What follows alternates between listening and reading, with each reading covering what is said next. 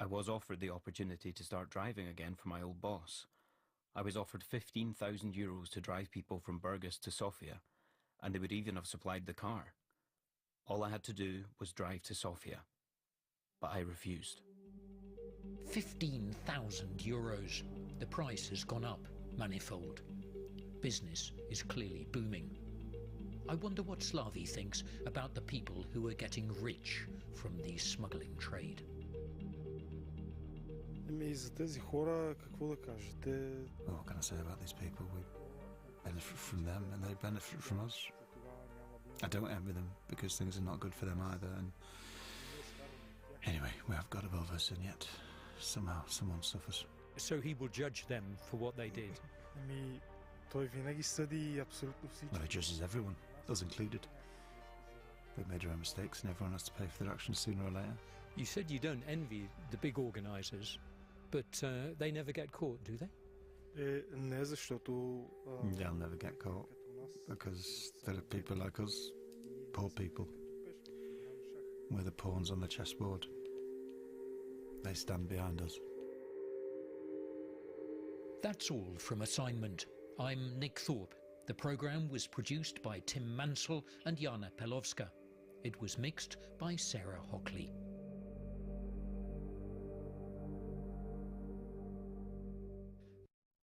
That was Assignment from the BBC.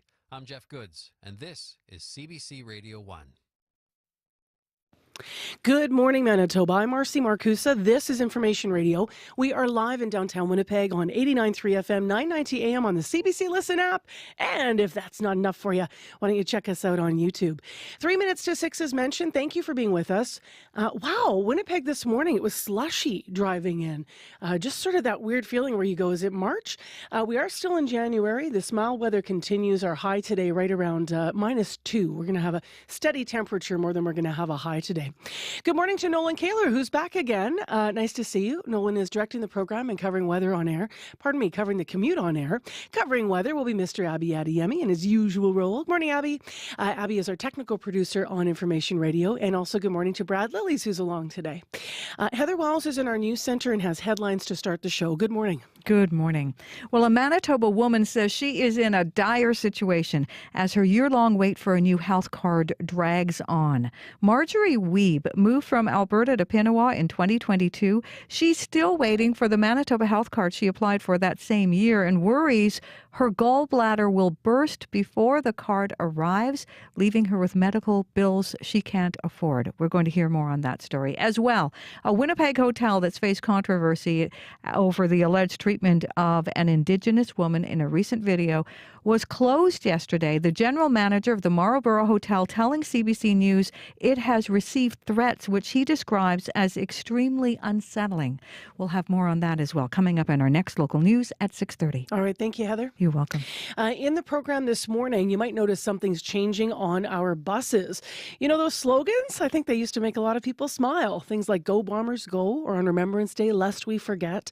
They're no longer going to be displayed on Winnipeg Transit buses. There is, of course, a reason behind it, so we'll hear more about that. And we'll also hear how Winnipeggers feel about the change.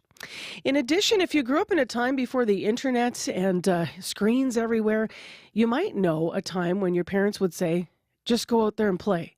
Up next, we're going to talk about risky play and why the Canadian Pediatric Society says it's recommending that kids get more of it. So we'll hear more on World Report and we'll have an interview about that. So stay with us. Also, we'll get the latest in U.S. politics. Donald Trump beating his only remaining rival for the Republican presidential nomination this week. Stay tuned. On Cue with Tom Power. Last month, the Canadian playwright David Yee was awarded Canada's Most Valuable Theatre Award. David will be here to tell you why his writing career started out of necessity and how he's changing the game for the next generation of Asian North American playwrights. Sometimes you have to build the road in order to get there because nobody's going to do it for you. That's coming up on Cue, followed by Commotion with Elamine Abdel Mahmoud on CBC Radio 1, the CBC Listen app, and everywhere you get your podcasts. This is World Report. This is World. Good morning from CBC News. I'm Marcia Young. An Alabama man could become the first person ever to be executed by a controversial method. The inhalation of nitrogen gas is untested. Kenneth Smith was convicted in the murder-for-hire killing of a preacher's wife in 1988. Smith survived one execution attempt, and he's been waiting on death row ever since. Freelance reporter Steve Futterman has more. For the last 24 hours, Kenneth Smith's lawyers have desperately tried unsuccessfully to find a way to postpone his execution, even going to the U.S. Supreme Court here in Washington. Death penalty opponents around the world have called for it to be canceled. The UN Human Rights Office calls on Alabama state authorities to halt Smith's execution. In recent years, it's become more difficult to carry out executions using the most common method, lethal injections. States have had difficulties obtaining the necessary drugs. Robin Maurer of the Death Penalty Information Center says this is not the time to test nitrogen. This is a brand new method. It has never been used before. There's no way to make sure that the prisoner is not suffering gratuitous pain and suffering. This isn't the first time Alabama has tried to put Smith to death. An attempt in 2022 failed when those who were trying to administer the drugs could not find a suitable vein. Under this new method, Smith will have a mask placed over his face. Instead of inhaling oxygen, he will inhale nitrogen. Elizabeth Sennett's son, Michael, wants Smith put to death, but says there's no reason to celebrate. We're going to be able to move on with our life, but yet another family is losing a part of their family. So it's kind of bittersweet. There could be additional attempts today to stop the execution, but Smith's lawyers may have exhausted all legal avenues. Steve Futterman for CBC News, Washington. In Japan, the man convicted of a 2019 fatal arson attack has been sentenced to death. 36 people were killed when Shinji Aoba doused the entrance of a Kyoto animation studio with gas. Then he set it on fire. Dozens of others were injured. Aoba was convicted of murder, attempted murder, and arson. His lawyers argued he was suffering from a mental health disorder at the time. But today, a judge ruled Aoba was neither insane nor suffering diminished mental capacity. The arson remains one of Japan's deadliest crimes in decades. It was a scandal that tore apart Hockey Canada. Allegations that members of the 2018 World Junior team were involved in a group sex assault. Now the Globe and Mail is reporting 5 former players have been told to surrender to police in London, Ontario. CBC News has not independently verified the report, and as Katie Nicholson tells us, London police say they will not provide more details until February 5th. They'll be processed, fingerprints taken. Toronto defense lawyer Alison Craig explains what awaits the 5 hockey players when they turn themselves in to London police. Photographs taken, certain release conditions will be explained to them. And Craig says it's not that unusual that police are keeping a lid on releasing any information for nearly 2 weeks. My guess would be that they'd be in the players were probably given a surrender date, perhaps the day prior, and then they'll address it once everybody has been arrested and processed and given a court date. London police were sharply criticized for the way they handled their initial investigation into a 20-year-old woman's allegations that she had been sexually assaulted by members of Canada's 2018 World Juniors team at a hotel in the city. After the woman sued and details of the case prompted public outrage, London police reopened their investigation. I think it's good news that the investigation is moving forward.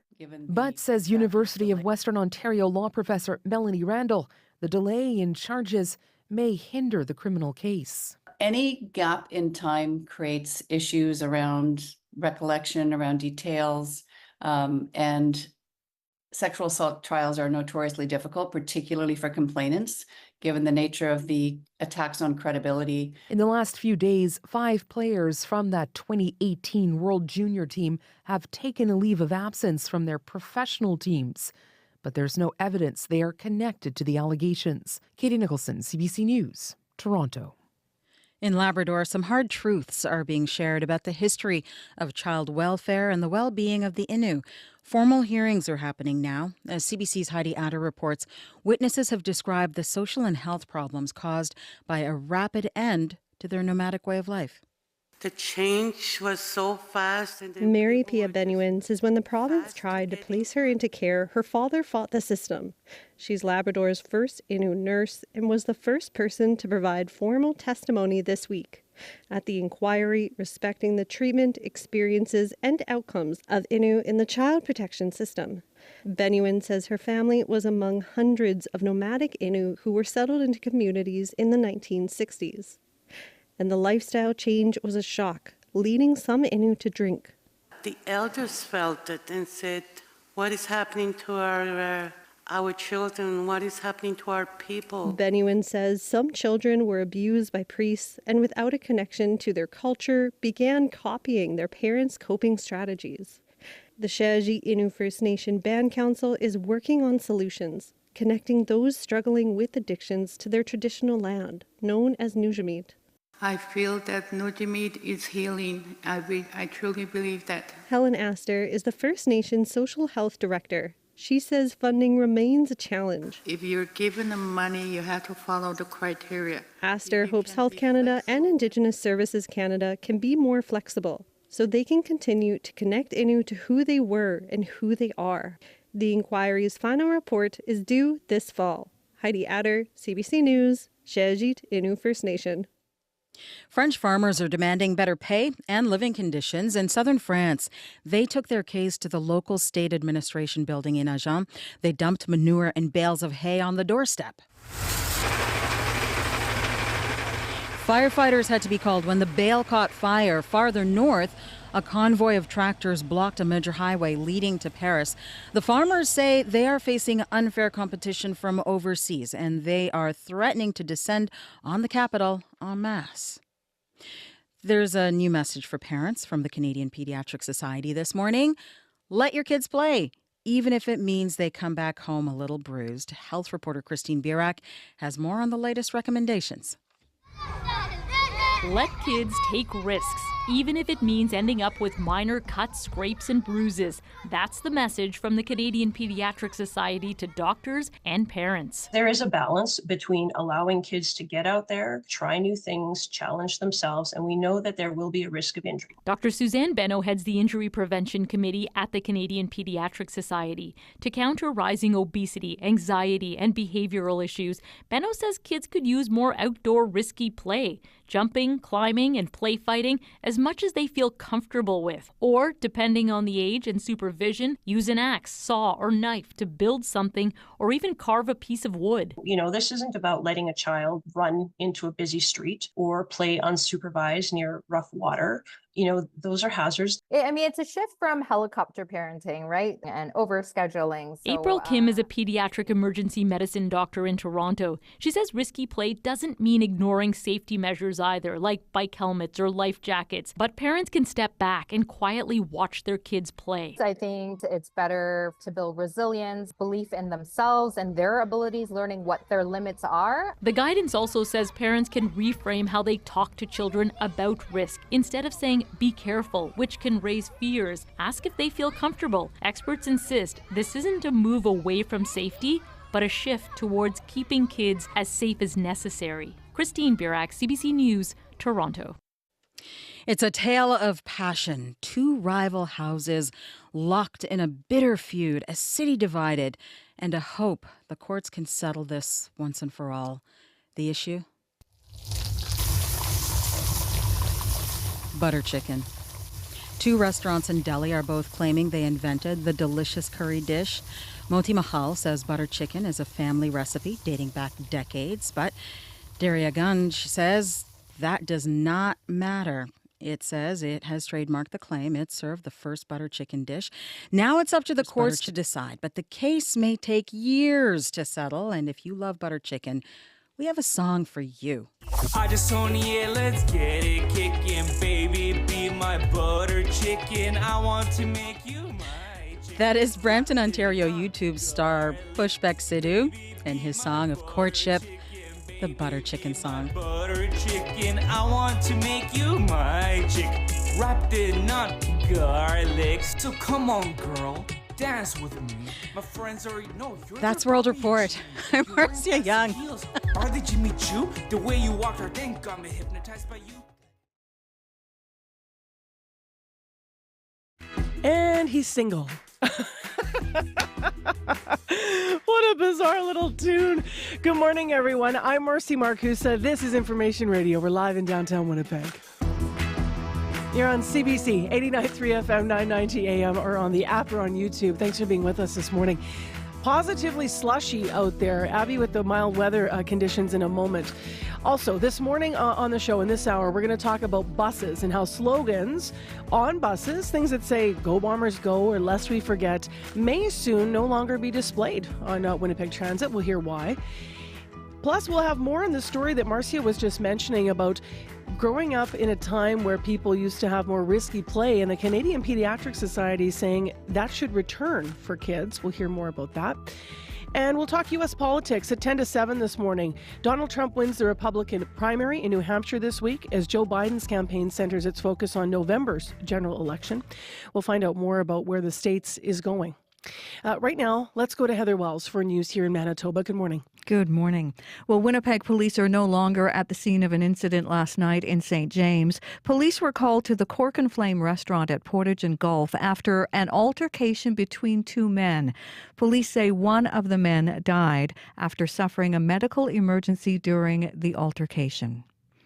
Allegations of gender-based violence by Hamas in Israel brought dozens of people to the Canadian Museum for Human Rights last night. We're going to hear what they heard in our next local news at 6:30. Thanks. Let Heather get some water there. Heather Wells with our news headlines this morning. All right, let's get into the forecast. We have light freezing drizzle out there, Abby. Another mild day, Marcy. As we step out this morning, we've got some light freezing drizzle around the city. The current temperature hovers near -2 degrees.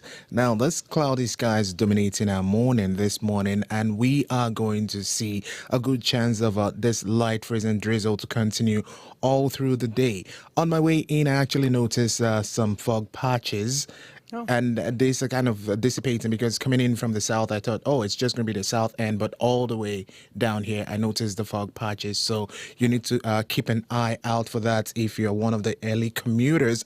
And also look out for the deers because I also saw one that was confused. Have you ever seen a confused deer? Yes. Early morning. They're in the middle of a residential neighborhood going, what's going on here? And it's like they make up their mind when they see the headlamps of the cars. That's when they know, okay, I'm just going to walk right in front of the car. So but you need to be careful out there because of the fog patches. Our temperature is not going to be moving far throughout the day. Still going to be mild, close to the -2 in Winnipeg. If we look ahead to the rest of the day, the clouds will persist with that freezing drizzle. And if you're heading out, just be cautious of the slippery spots.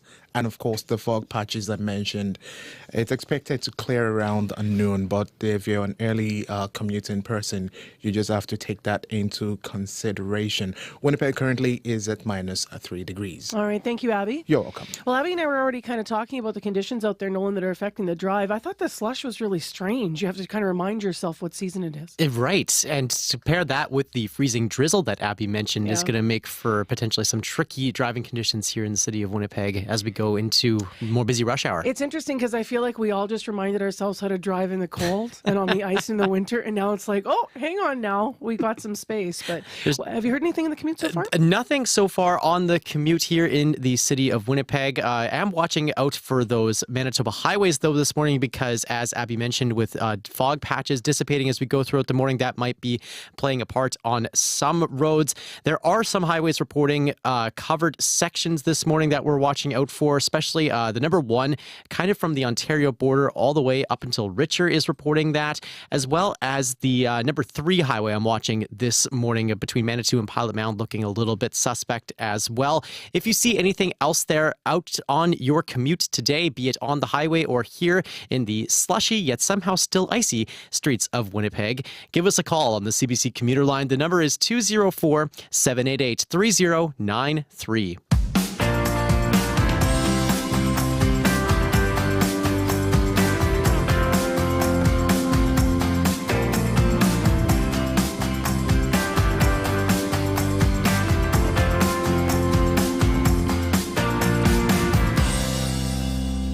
Well, as I've been mentioning, slogans on city buses might soon go dark. Things like Go Jets Go and Lest We Forget may not be shown on Winnipeg Transit buses soon. This comes after city staff were asked to consider expanding the policy to include major cultural holidays. The city is considering doing away with any electronic messages to start with on buses, citing concerns, though, that they could interfere with riders getting the information they need in a timely manner. Dr. Raymond Abdurrahman is a clinical psychologist and also the creator of an initiative we've talked about on the show before called Celebrate Everything. It advocates for celebrating all cultural holidays in and around our city. He spoke yesterday with the Up to Speed host Faith Fundal. I think it was a very problematic decision for more reasons than one. I want to recall that our city was dubbed many years ago the most racist city in Canada. We know that racism is a very severe problem that impacts the health and well-being of not just racialized people, but non-racialized people as well, too. Mm-hmm.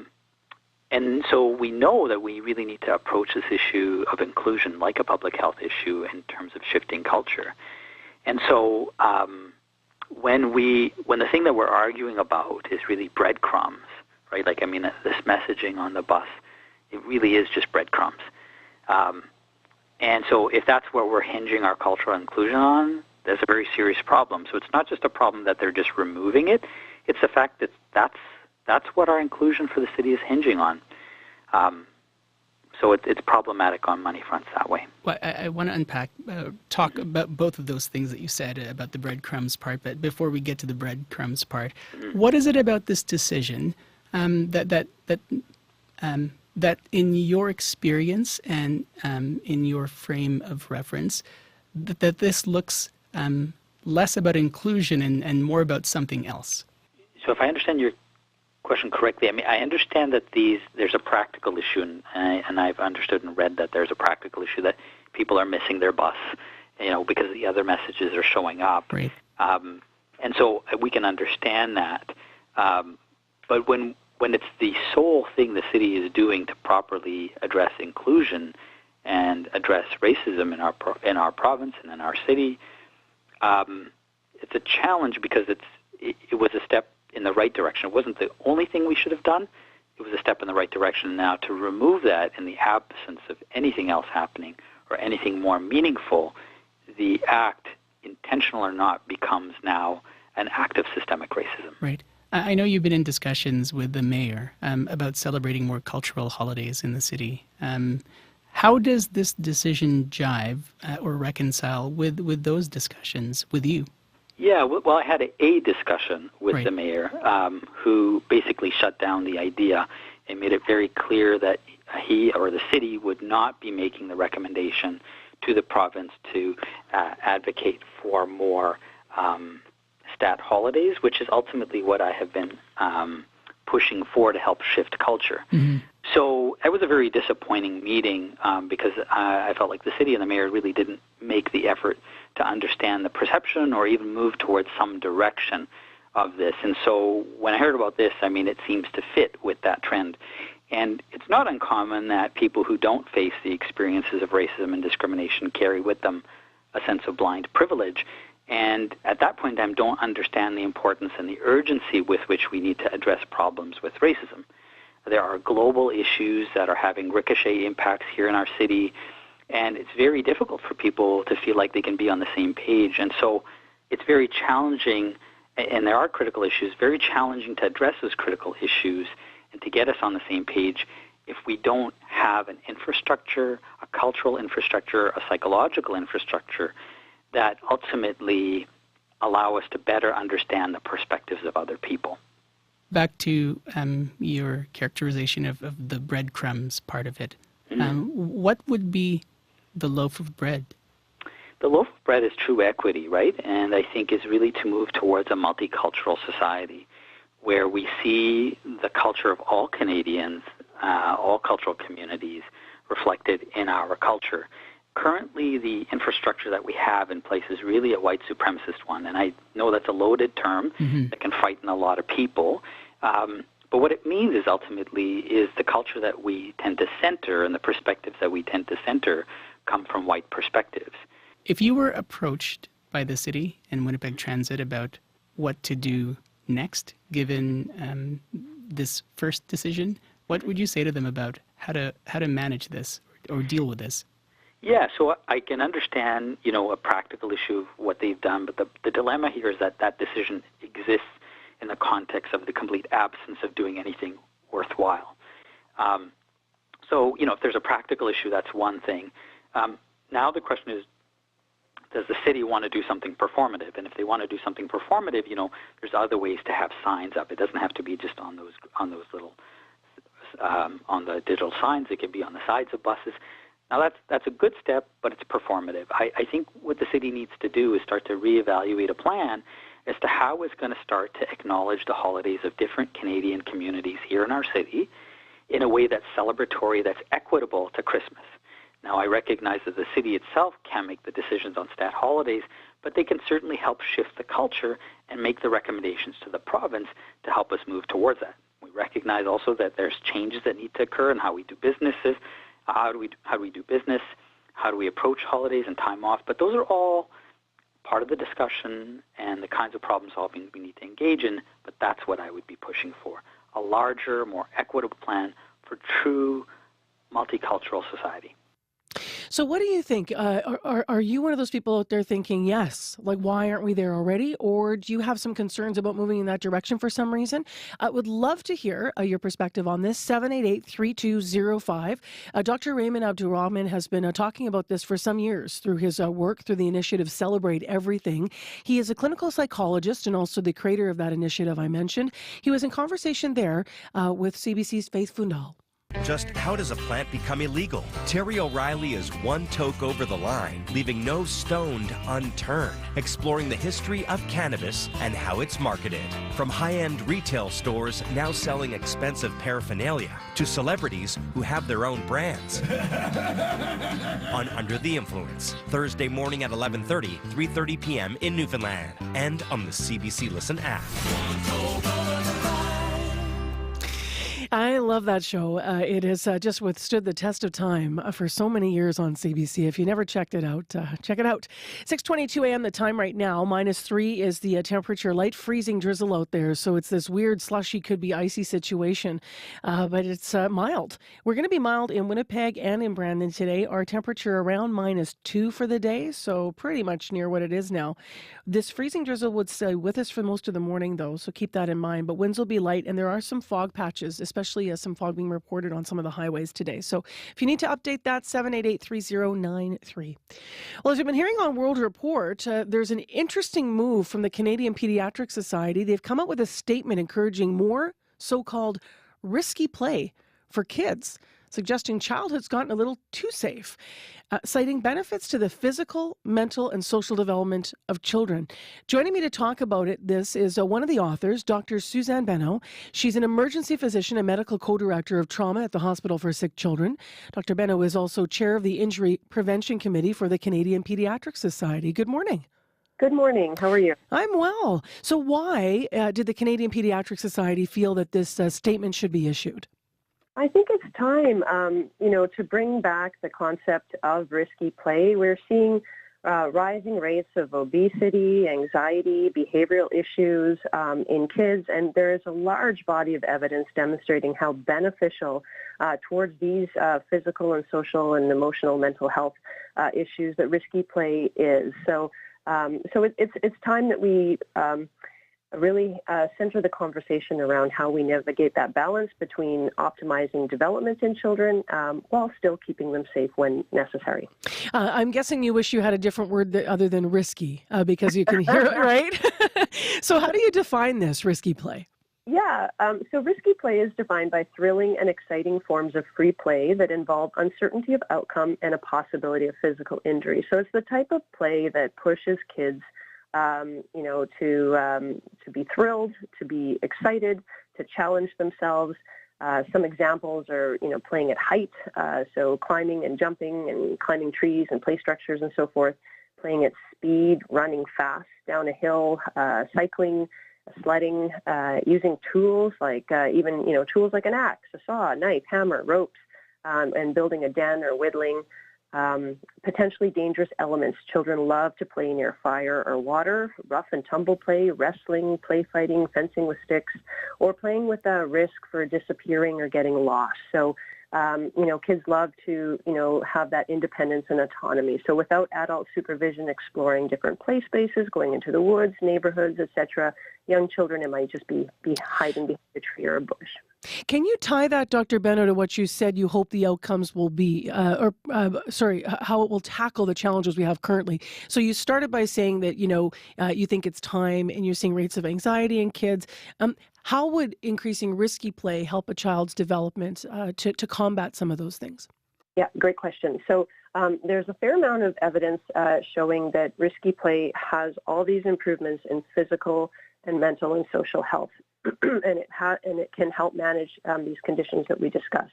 And there are systematic reviews that have found positive relationships with physical activity, well-being, and lower perceived stress.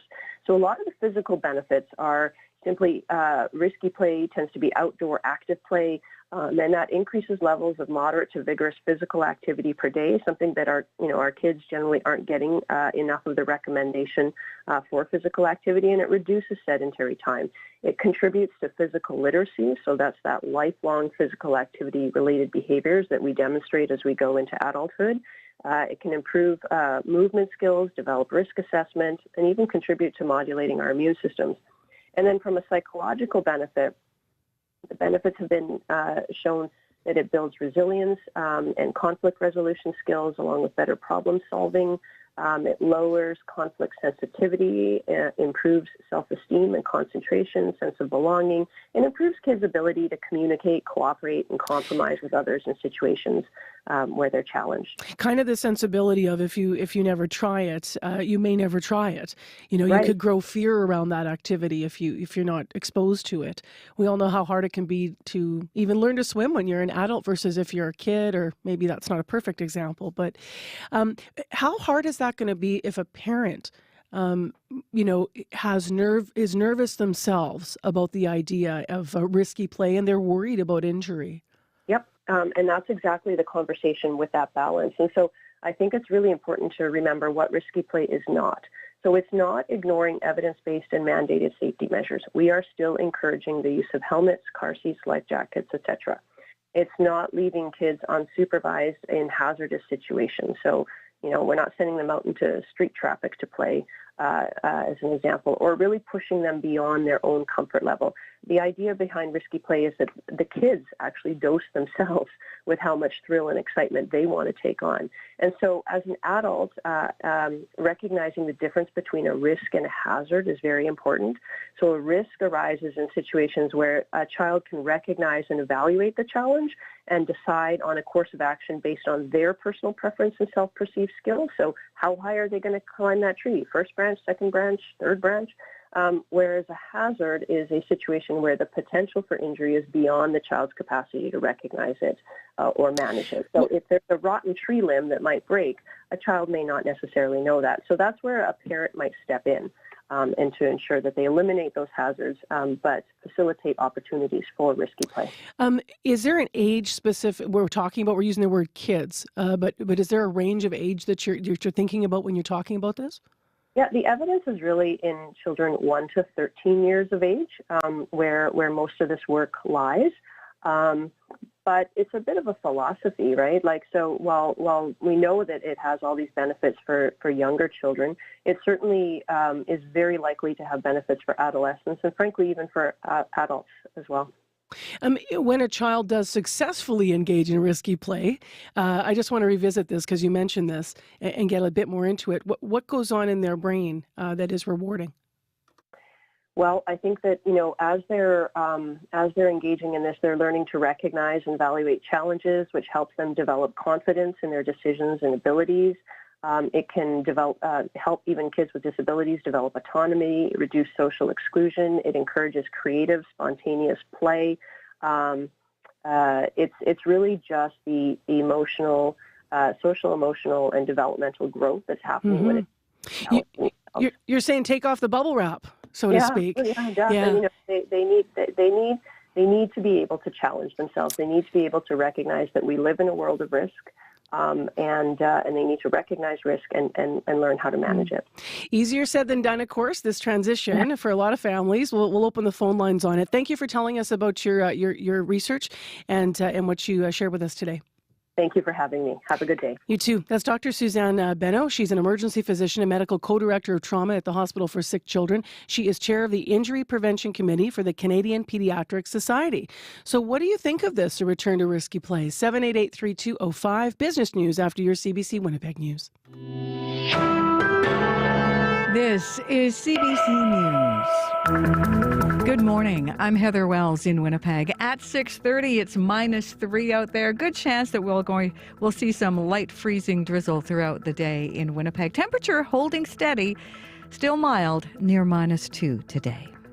A man has died after an incident in St. James last night. Winnipeg police were called to Portage and Golf, that's the Cork and Flame restaurant, after an altercation between two men.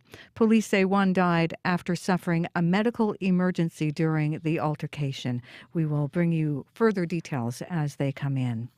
A Manitoba woman is one of thousands waiting for a new health card in this province. Marjorie Wiebe moved from Alberta to Pinawa in October of 2022. She applied for a Manitoba health card in December of that year. She is still waiting. The 42-year-old says her gallbladder will eventually need to be removed, and she worries it'll burst before the card arrives, leaving her with sky-high medical bills she can't afford to pay. If the gallbladder bursts and affects my pancreas, or which is what I've been told could happen, I could die from that. So I'm very concerned about my health at this point. Last week, the list of people waiting for health card applications to be processed was just over 9,000. That's according to the province. Premier Wab Kinew says he wants staff to staff up the health department so they can deliver Manitoba health cards more quickly. A Winnipeg hotel that has faced controversy over the alleged treatment of a woman in a recent video was closed yesterday. The general manager of the Marlborough Hotel tells CBC News it has received threats which he describes as extremely unsettling. The hotel has faced criticism and protests by Indigenous leaders and advocates ever since a video surfaced on social media showing a woman being restrained with zip ties in the lobby. Winnipeg police confirm they were called to the hotel yesterday with regards to that threat. Neither police nor the hotel gave any further details. The Globe and Mail is reporting police in London, Ontario have asked 5 former Canadian World Junior hockey players to surrender and face sexual assault charges.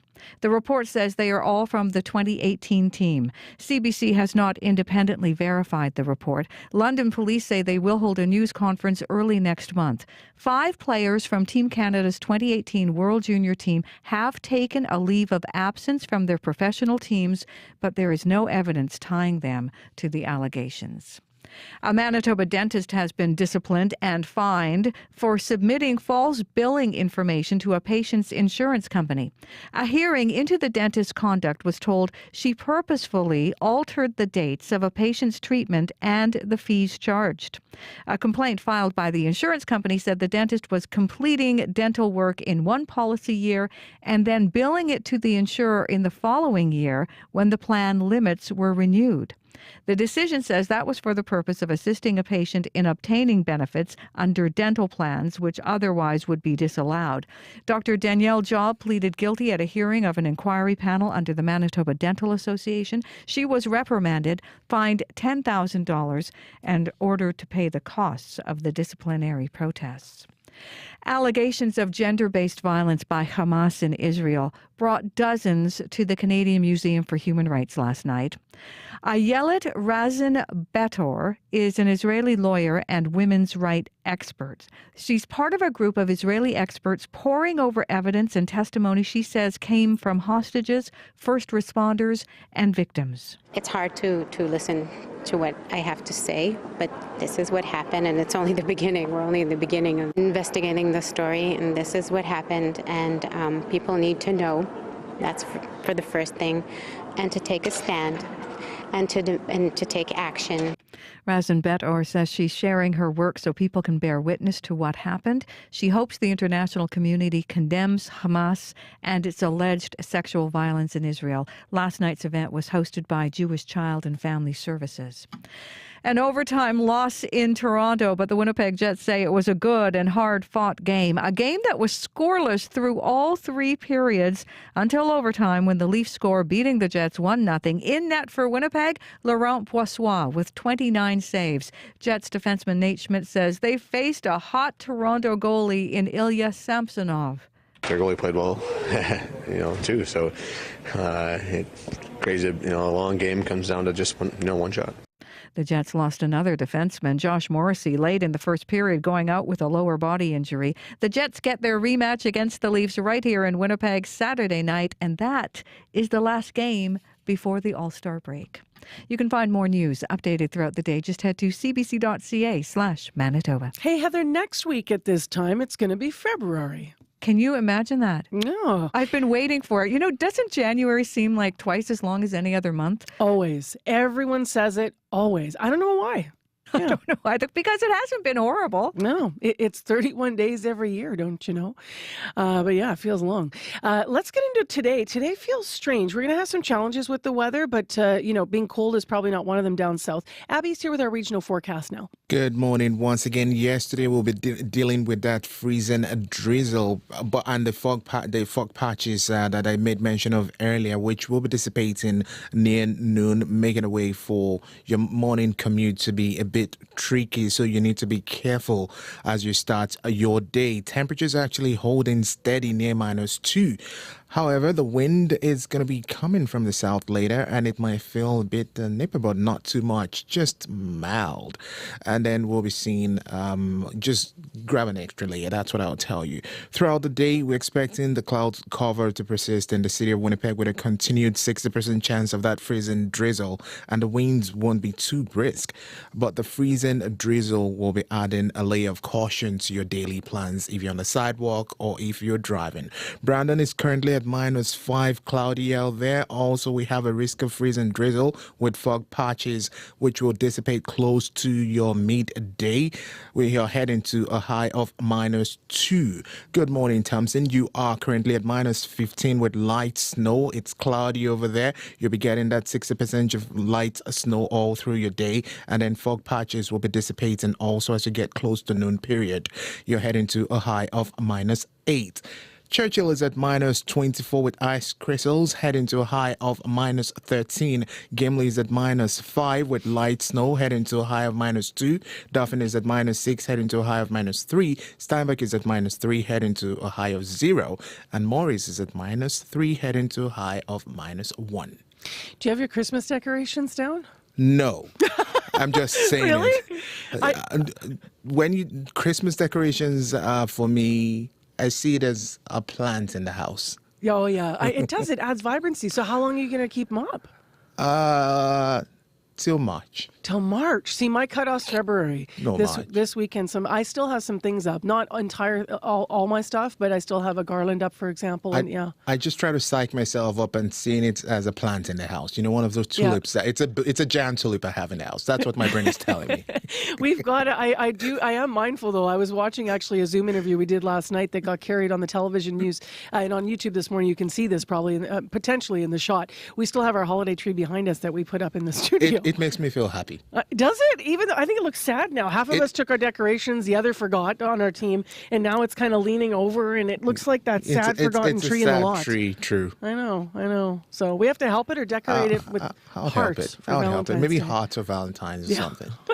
Okay, Abby was mentioning the conditions out there that is affecting the commute potentially here, and I think we did hear from Nolan Kaler about some fog already. Yeah, so we had some fog warnings out on Manitoba highways this morning, and Abby was mentioning it on his own commute, and thank goodness it wasn't worse. Otherwise, where would our morning be without Abby?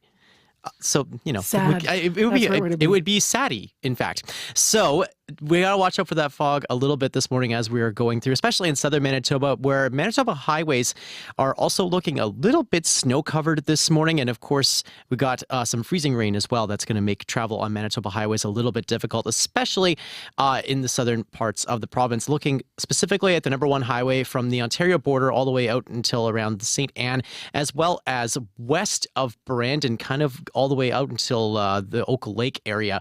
So watch out for that if you're traveling on the number 1 this morning. A couple other highways to take note of would be the 242 as it's going through Treeherne and Holland this morning. That's always a trouble spot. One of the first ones to light up if there's a little bit of slick conditions in the forecast. So keep your wits about you out there. Nothing really to report here in the city of Winnipeg except for the slush and potential for freezing rain mix that might cause issues later on this morning. So keep your head on a swivel and the hands at the 10 and 2. And if I'm full of those quips. I was going to say, wow. There you go. Nolan Kaler's bumper sticker driving advice. If you have any driving advice that doesn't need to fit on a bumper sticker and needs to get to our listeners, call us on the CBC commuter line, 204-788-3093. Thanks, Nolan. You bet. It's not even 7 a.m. yet. You've got some good one-liners. It is 20 to 7 right now on your Thursday morning. Crystalie Ramlichan has joined us via Zoom with our business report now. Good morning to you. Hi, good morning, Marcy. So in its latest decision yesterday, the Bank of Canada decided to hold the key interest rate steady at 5%. What reasons did they give? Well, the central bank says the Canadian economy has stalled since the middle of last year, and growth will likely remain close to zero through the first quarter of this year. Consumers have pulled back with their spending in response to higher prices and interest rates, and business investment has contracted. So the bank has been trying to slow down the economy to fight inflation with these interest rate increases, and it seems like it's working here. With weak growth, supply has caught up with demand, and labor market conditions have eased, and job vacancies are returning to near pre-pandemic levels. So while the slowdown in demand is reducing price pressures, and corporate pricing behavior continues to normalize, core measures of inflation, though, are not showing sustained declines. We had seen inflation go up a little bit last month. So given that outlook, the bank decided to hold the policy rate at 5%. For more on this, here's Royce Mendez, who is an economist at Desjardins. For Canadians, I think this was as good news as the Bank of Canada could have come out with. They're no longer threatening to raise rates further. And in holding rates steady, they actually said that now they're simply discussing how long they want to keep the policy rate at 5% before starting to lower interest rates. This is really opening the door to eventually start talking about what everyone's hoping for, that the Bank of Canada starts lowering interest rates. So the bank's next interest rate decision is scheduled for March 6th. We'll have to wait and see what it does then. Let's talk about job losses. Today, we learned they're coming for hardware chain Rona. We know Rona's just gone through a whole bunch of different changes, but how many people will lose their jobs? Yes, that's right. So it's cutting about 300 jobs and closing 2 distribution centers. The company says this is part of a plan to adjust its operating model and eliminate inefficiencies.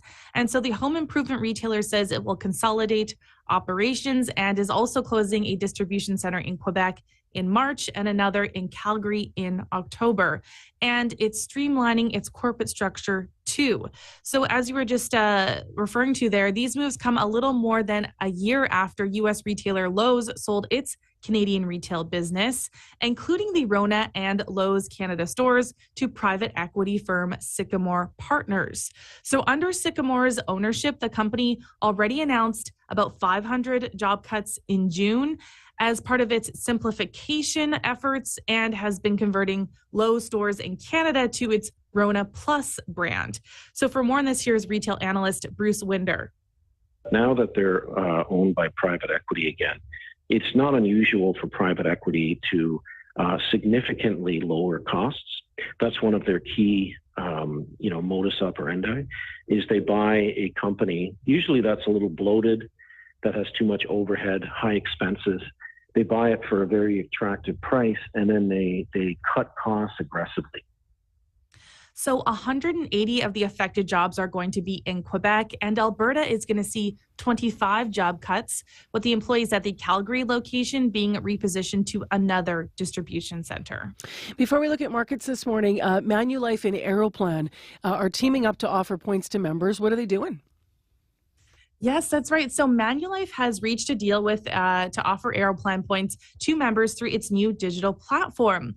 So the insurance giant says members will be able to earn points starting this summer for health and benefits related activities.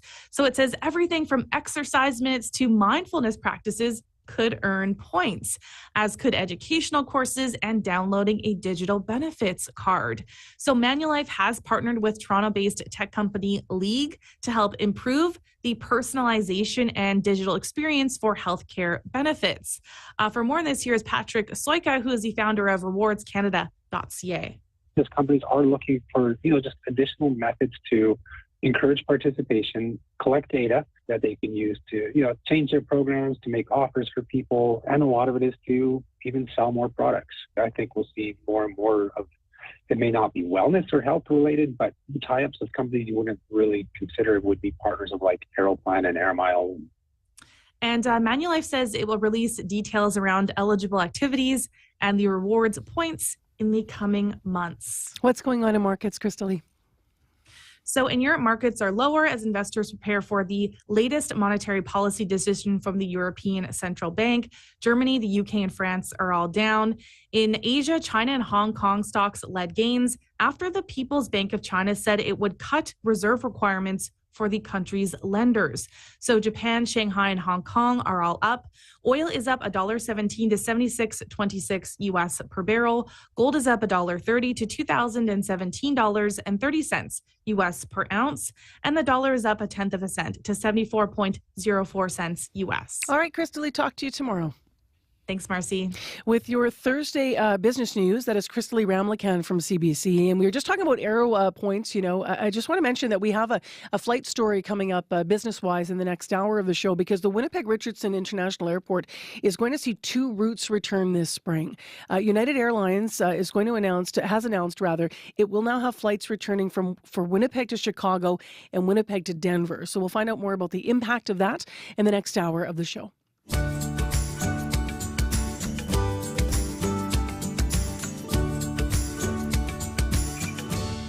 6:46 a.m. Light freezing drizzle in Winnipeg, -3 on the drive. It feels mild, might even feel slushy on the main routes like Portage Avenue.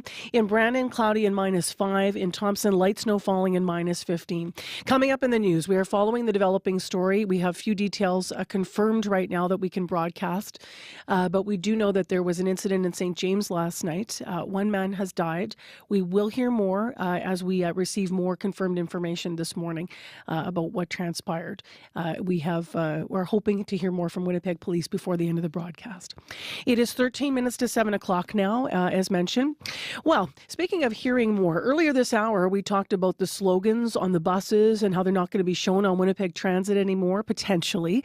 Cities looking at this. Slogans like Go Jets Go, Lest We Forget, messages for the Bombers, and all kinds of other things that end up on those electronic signs in the front of our buses. CBC's Jim Agapito wanted to find out how transit riders were feeling about the potential change. The city is saying they're considering doing away with it, citing concerns that those electronic messages could interfere with riders getting the information they need in a timely manner. Here's what some of you had to say.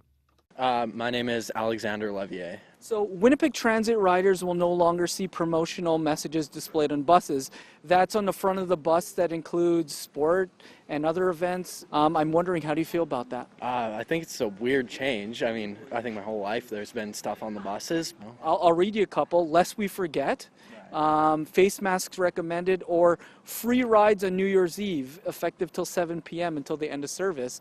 Getting rid of those. Do you find those distracting? I don't find them distracting. I think, it's a helpful message to have, and I think if the messages are like advertisements or whatever, then maybe that could be distracting. But I think getting rid of the free rides on New Year's or whatever, I think that's a helpful message to have. And getting rid of it doesn't necessarily make that much sense. And things like Lest We Forget, like things for Remembrance Day or National Truth and Reconciliation Day, do you think that those are displays that they should get rid of?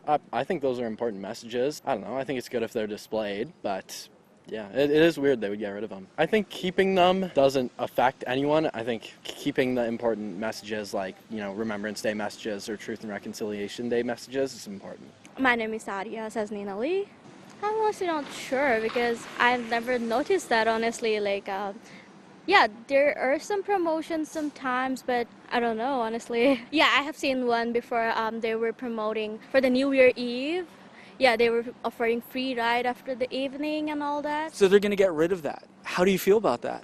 I think if they get rid of that, then because not everybody is not into technology. For instance, there's even me, even though I'm using technology, I don't always use a Winnipeg Bus the website to see whatever they're offering or what.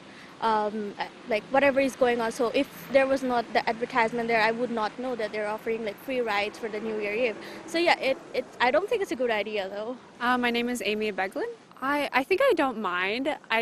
Occasionally I'll read the messages or the advertisements, but it's nothing too impactful. I would disagree with that. I don't think that they're too flashy or too distracting, at least not in my case, and I haven't heard anyone else complain about it. Some of the examples are Go Jets Go, or Lest We Forget, or Truth and Reconciliation Day. How do you feel about them getting rid of those? I would disagree with them getting rid of those. I think those are important, and I think they're great for the community as well, especially with the Indigenous awareness and the Jets game. That's a big part of the Manitoba culture, so I think those are important. That's CBC's Jim Agapito out yesterday talking to people about the potential that these electronic messages might no longer may no longer be seen on our buses. You're still talking about it this morning. Here's a call we got. Hi, my name is Paul Girdlestone. I'm reacting to the gentleman who was talking about the notifications on the bus signs. I want to say that I really respect his idealism and his urge for diversity, but with the greatest of respect, this is an issue about visually impaired people and whether or not they can see their bus. I don't know if that gentleman was a bus rider, but I couldn't disagree with him more strongly. There are so many other places in our society where we can address racism and make progress. This is not an issue. Thank you very kindly. Have a nice day. Bye-bye.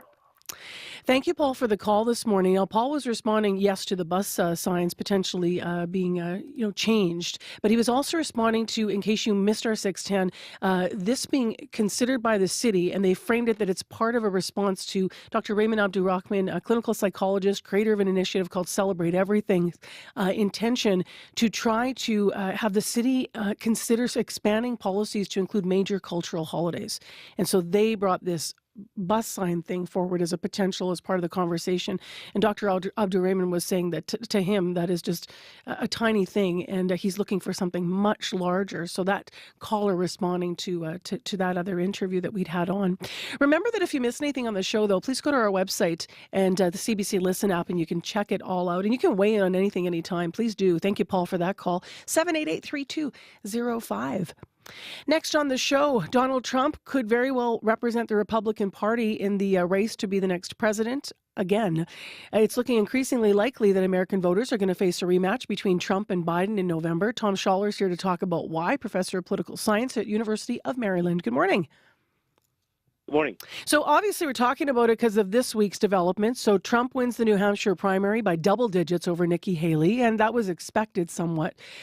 The only other viable candidate still in the Republican race, Haley is. So what happens now? What do you think? Well, I think Trump's going to be the nominee, barring some, healthcare catastrophe or passing away. I mean, we have two very old candidates running against each other, and I suppose anything can happen with a couple of 80-year-olds. So barring that, though, I think we're getting the matchup we've known we were going to get for, a year and a half since Trump declared he was running again in November of 2022 after the midterms. And so it's going to be Trump, this time the challenger, against Biden, this time the incumbent. And so we're going to have a rematch, which we haven't had since the 1950s, between the two major party nominees. And it's pretty clear that Nikki Haley, despite a valiant effort and almost certain second-place finish, in New Hampshire, and probably an overall second-place finish, when it gets to the convention this summer in terms of the total delegates, second place is good for nothing. In the end, Trump will be the nominee and pick his vice presidential running mate, and off we'll go. for a rematch of the 2020 election. Is there anything at this point that could prevent Trump from winning the Republican nomination or from preventing him from running for office in your country?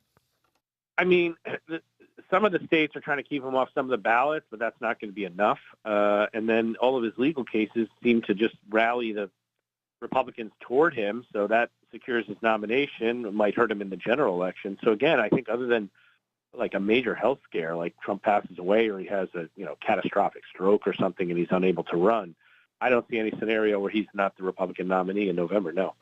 Apparently, Joe Biden doesn't either. He released a statement on Tuesday saying, quote, "It is now clear that Donald Trump will be the Republican nominee, and my message to the country is the stakes could not be higher," unquote. What does this mean for Biden's campaign and for the strategy from that point of view moving forward? I mean, I think Biden and the Biden campaign team want to run against Trump because of his liabilities. They beat him 4 years ago. He's the incumbent president now with all the advantages that come with that, Biden, and he's outraising Trump by a ton. Not that Trump needs a lot of money because he gets so much free media attention, but piggybacking on his speech that he gave a few weeks ago where he said, like, this is an existential moment of crisis for the country. We have to choose democracy over autocracy and dictatorship. I think his statement there was just piggybacking on that. We've known pretty much all along it was going to be Biden versus Trump again, and Biden saying the stakes are nothing short of our 240-year-old constitutional democracy. And at some level, he's right. Yeah. Are we going to argue about the economy? Yeah. Are we going to argue about Ukraine? Yeah. Are we going to argue about diversity and other social issues? We're certainly going to have a big national debate again on abortion, given the Supreme Court rolling back reproductive rights in the Dobbs decision. That'll be the first presidential election since that Supreme Court decision. So we'll talk about policy, we'll talk about budgets, we'll talk about the deficit, but I think Biden really wants to cast it as Trump is a threat to America at large and not just a threat to this policy or that policy or this decision or that decision. And in that respect, I think the Biden campaign actually got the opponent that they want. In our country, here in Canada, I mean, the Liberal Party, the governing Liberal Party, the Prime Minister is one of the topics on their agenda as they're meeting to look at the future is the possibility of a Trump win down south, to look at what impact that would have. How do you think, just as a last question, this election might be fundamentally different from 2020 outside of what you already outlined? I don't think it's going to be very different at all, other than the reproductive rights issue and abortion. And the fight over who had a better economy and who was responsible for that economy. It's really an existential fight, like I said, for democracy. And as far as the outcome, I mean, it's a repeat, literally, in terms of the two top-of-the-ballot presidential candidates. And I think the results are going to be very, very similar. I had lunch with a political writer friend of mine who I won't name, but he literally bet me over lunch that none of the 50 states will change parties, that there'll be all 25 states that went for Biden will go for Biden again, be blue, and all 25 states that went for Trump. I think it'll be a little looser than that. I think maybe 1 or 2 states will change, but basically 48 of the 50 states will vote the same way. If Biden can hold 3 of the 5 swing states that he flipped from Trump in 2016 to Biden in 2020, that's Michigan, Pennsylvania, Wisconsin, Arizona, and Georgia. If Biden can hold 3 of those, he'll be president again.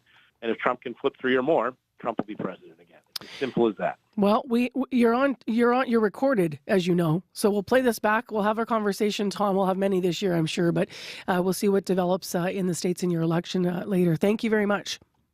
I look forward to coming back. Cheers. It's Tom Schaller, professor of political science at the University of Maryland. We reached him in Washington, D.C. Heather Wells is here in Winnipeg, of course, at 3 minutes to 7 o'clock. She's here with updates on our local news. Good morning. Well, a Manitoba woman says she is in a dire situation as her year-long wait for a new Manitoba health card drags on. Marjorie Wiebe moved from Alberta to Pinawa in 2022. She is still waiting for the health card she applied for in that year. And Wiebe worries her gallbladder will burst before the health card arrives, leaving her with medical bills she can't afford. A Winnipeg hotel that has faced controversy over the alleged treatment of a woman in a recent video was closed yesterday.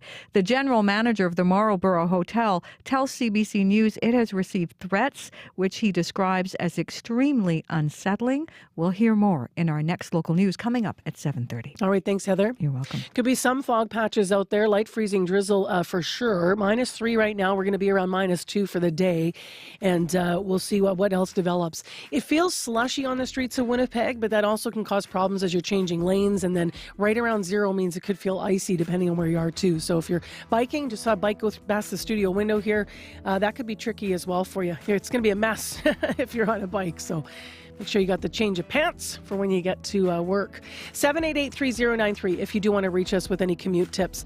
In the next hour of the show, Canada's mental health care system and an argument in favor of better public funding for it. That's on our mental health column. So stay tuned to hear. Also, United Airlines will restore 2 routes at the Winnipeg Richardson International Airport. We'll hear about that, the restoration of routes to Denver and Chicago and what it means.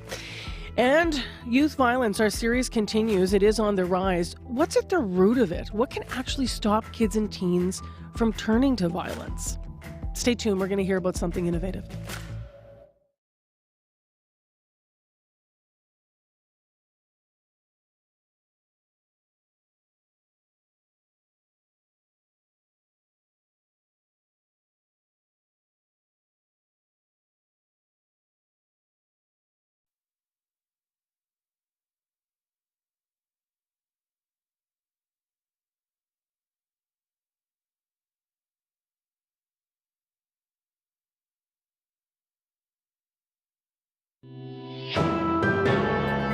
This is World Report.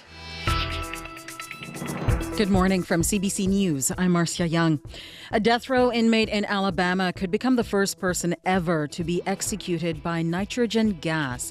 It is a controversial method of execution.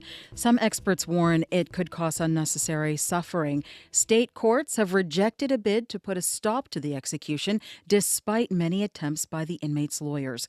My co-host John Northcott is following this story for us this morning. And John, what are the concerns? Marcia, as of 1 p.m. today, Alabama officials have 30 hours to try to kill Kenneth Eugene Smith for a 1988 murder. This is the second time Smith will be strapped to a gurney for an execution. In 2022, officials tried for 2 hours to find a vein for a lethal injection. Critics point out this latest attempt using gas is untried. In their words, an experimental procedure. Here's anesthesiologist Dr. Joel Zivit. How long it's going to take him to die is just not clear. There have been executions in the United States that have actually gone on for hours. And it's impressive how the state will tolerate something that is objectionably torture. Even the UN's High Commissioner on Human Rights is calling the procedure torture, cruel, and inhuman. So why has Alabama chosen to go this way?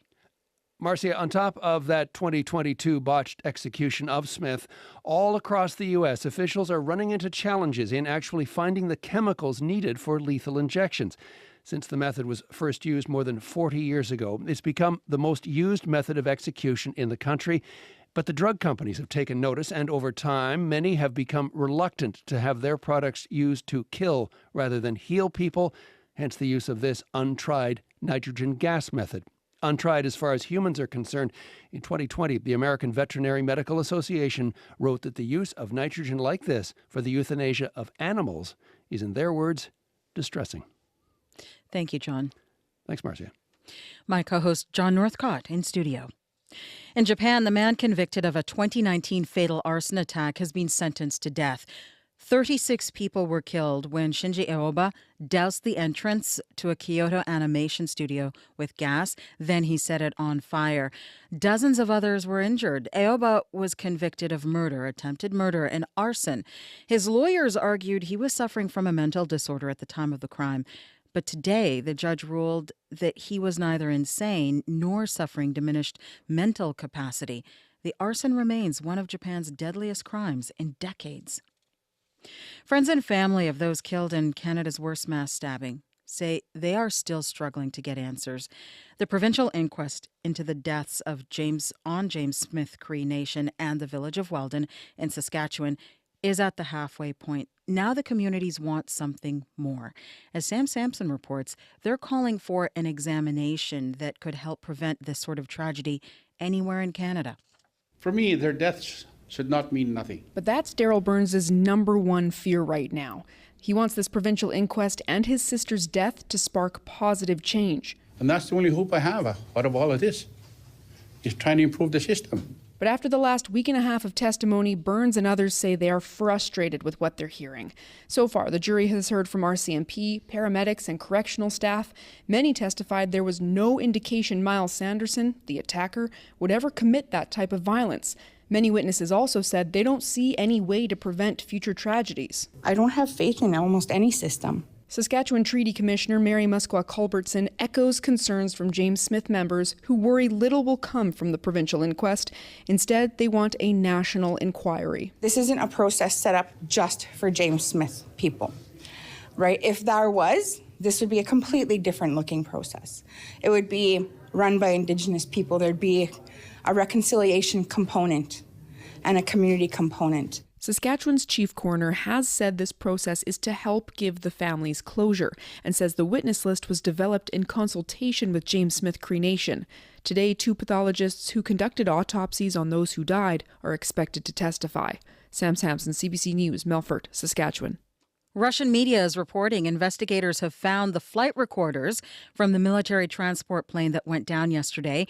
It crashed not far from the Ukrainian border. Officials say 74 people were on board, including 65 Ukrainian prisoners of war. There are no survivors. Moscow has accused Kyiv of shooting down the plane with 2 missiles. Ukrainian officials have not confirmed or denied that allegation. French President Emmanuel Macron received a musical welcome in Jaipur, India this morning. Macron is the special guest for tomorrow's Republic Day celebrations in India. New Delhi and Paris continue to negotiate multi-billion-dollar deals to buy French fighter jets and submarines for the Indian military. But officials say this visit by Macron is more ceremonial than substantial. France is India's second largest arms supplier. It was the only Western nation that did not impose sanctions on New Delhi after India conducted nuclear tests in 1998. India has relied on French fighter jets for 4 decades now. This would be the 5th meeting between Indian Prime Minister Narendra Modi and Macron since May. Here at home, Liberal MP Ken MacDonald is clarifying a comment we brought to you yesterday. The Newfoundland politician said this Liberal government has reached his best before date. But now he says he never intended for that to mean Justin Trudeau should face a leadership review. In a statement released this morning, MacDonald says the Prime Minister is a smart politician and a great campaigner. There's a new message for parents from the Canadian Pediatric Society this morning. Let your kids play, even if it means they come back home a little bruised. Health reporter Christine Burak has more on the latest recommendations. Let kids take risks, even if it means ending up with minor cuts, scrapes, and bruises. That's the message from the Canadian Pediatric Society to doctors and parents. There is a balance between allowing kids to get out there, try new things, challenge themselves, and we know that there will be a risk of injury. Dr. Suzanne Benno heads the Injury Prevention Committee at the Canadian Pediatric Society. To counter rising obesity, anxiety, and behavioral issues, Benno says kids could use more outdoor risky play, jumping, climbing, and play fighting as much as they feel comfortable with. Or, depending on the age and supervision, use an axe, saw, or knife to build something or even carve a piece of wood. You know, this isn't about letting a child run into a busy street or play unsupervised near rough water. You know, those are hazards. I mean, it's a shift from helicopter parenting, right? And overscheduling. April Kim is a pediatric emergency medicine doctor in Toronto. She says risky play doesn't mean ignoring safety measures either, like bike helmets or life jackets. But parents can step back and quietly watch their kids play. I think it's better to build resilience, belief in themselves and their abilities, learning what their limits are. The guidance also says parents can reframe how they talk to children about risk. Instead of saying, be careful, which can raise fears, ask if they feel comfortable. Experts insist this isn't a move away from safety, but a shift towards keeping kids as safe as necessary. Christine Burak, CBC News, Toronto. Kim's Convenience is delighting new audiences across the pond. It was a play written by Korean-Canadian Ins Choi before it moved to television. And now it's back on the stage in London. As Abby Kodagasan tells us, it is on track to be the most successful show in the Park Theatre's 11-year history. Some came to the Park Theatre in London knowing exactly what to expect from Kim's Convenience. Obviously, it's quite humorous. Others to ease their homesickness. I feel like the Canadian part of me is calling. Producer Adam Blanchet says the set was created with great care, with a friend shipping candy wrappers and packaging from Canada. And I think our audiences really enjoy coming and seeing Coffee Crisp and seeing bagged milk. The play about a Korean-Canadian family's corner store in Toronto first found success in that city before being adapted into a CBC TV series. What's happened? Oh, the usual. Emma's ruining my life. Then winning fans globally after it landed on a streaming giant. 여보! What's Netflix and that chill? Esther June played daughter Janet in the original run in 2011 and is now directing the UK production. On the outside, it does look quintessentially Canadian, but I think Kim's is actually a much bigger story. It shows parents trying to create a better life for their children and those same children managing cultural divides and family expectations. The East Asian family that shows the story of so many families is a hit again. The theater says the show's 4-week run is already sold out. Abby Kualas, CBC News, London. And that is the latest national and international news from World Report. News anytime, cbcnews.ca. I'm Marcia Young.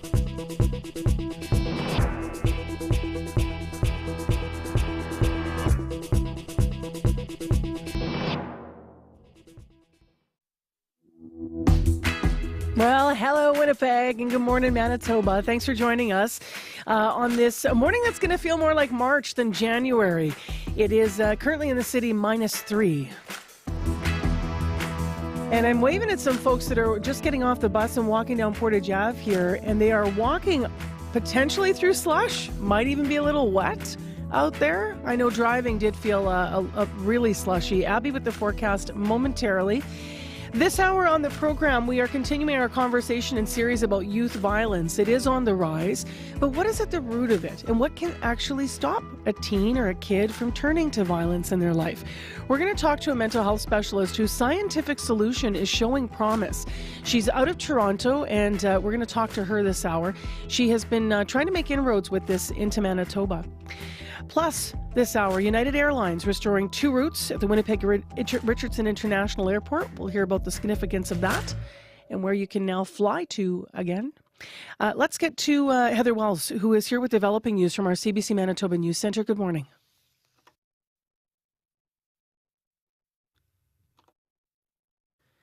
And I believe Heather's probably just busy in the news center. Often if that happens, that's exactly what's going on. And there has been developing news today in St. James last night, an incident. We're trying to gain more information about what happened. So Heather will very well maybe on the phone right now. So we'll get back to Heather after we do weather and traffic. So first we'll go to Abby Adeyemi with our forecast. Abby, I've been talking about how it's strangely slushy out there. Hey? Yes, because of that light freezing drizzle. Now as we transition into the rush hour, the city remains under cloudy skies with that persistent 60% chance of freezing drizzle. The temperature is actually holding steady near -2. If we look ahead, the cloud will stick around and that light freezing drizzle continues. The winds are expected to remain light, but be mindful of those weather conditions as you plan your day. And if we try to spy on what nightfall is going to look like, that cloud will definitely persist, and there's a risk of freezing drizzle making a return, and fog patches also coming into the night period. The winds will shift to the south overnight, so you need to keep an eye out as the temperature drops to around -5. However, Winnipeg is currently at -3 degrees. All right, thank you, Abby. You're welcome. Heather Wells does join us now. Good morning, Heather. Good morning. Well, Winnipeg police no longer are at the scene of a homicide last night in St. James. We are learning more. Police were called to Portage and Gulf. That's the Cork and Flame restaurant after there was an altercation between 2 men. Police say 1 man died after suffering a medical emergency during the altercation. We'll bring you what we know coming up. Also, just out in the last couple of minutes, United Airlines is bringing back flights between Winnipeg and Denver and Chicago. Those routes were halted at the start of the COVID-19 pandemic. Today, United says it plans to resume daily nonstop service between Winnipeg and Denver and Chicago. The Flights will begin May 23rd. I'll be back with more Manitoba news at 7:30. All right. Thank you, Heather. You're welcome. Well, if you're not flying, then you're walking, biking, or driving. And Nolan Kaler is here to update the commute. It'll definitely be slicker on the ground than it is in the air. We were looking at some scattered freezing drizzle on the outside of the city. It's already being reported at the airport this morning. Excuse me. And that is what we can expect here in the city of Winnipeg, along with that slush that you were talking about, those brave pedestrians as they were getting off their bus this morning, Marcy. A couple of Manitoba highways also to watch out for this morning because of these near freezing conditions. We have the number 1, for instance, from the Ontario border all the way almost to the Perimeter Highway, if we're looking at Manitoba 511 this morning, as well as the number 1 just west of Brandon, reporting some covered sections as well. So watch out for that. We're also looking at the number 75 this morning from the American border, kind of all the way up till Morris. So watch out for that. There may be some partly covered sections as well as this freezing nature on highways today. If you see anything else out there on your commute today, you can give us a call on the CBC commuter line. The number there is 204-788-3093. And you can also get in touch with us on our CBC listener line as well if you are seeing anything on the commutes. All right. Thank you, Nolan. Thank you. You're welcome. We got a call on the line right now, actually, while you've been speaking. There's been an accident in Nairn, westbound, just at the overpass there, I believe, at the turnoff. So that could be, that's just happened. We just got a call. So that could be an issue for you if you're on Nairn westbound at the overpass. Now, we probably need a few more details in that. And that I don't have right now. So 788-3093. We will update you as we get them.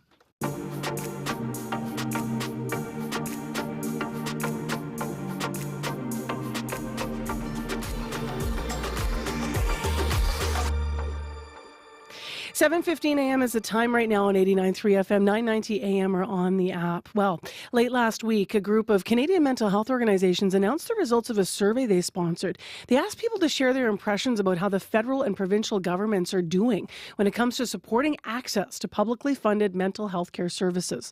We're joined now by Mark Hennick with more about this on how to improve access for more people in this country. Mark is our mental health columnist. Hello. Good morning, Marcy. So what did this coalition find? Let's start there.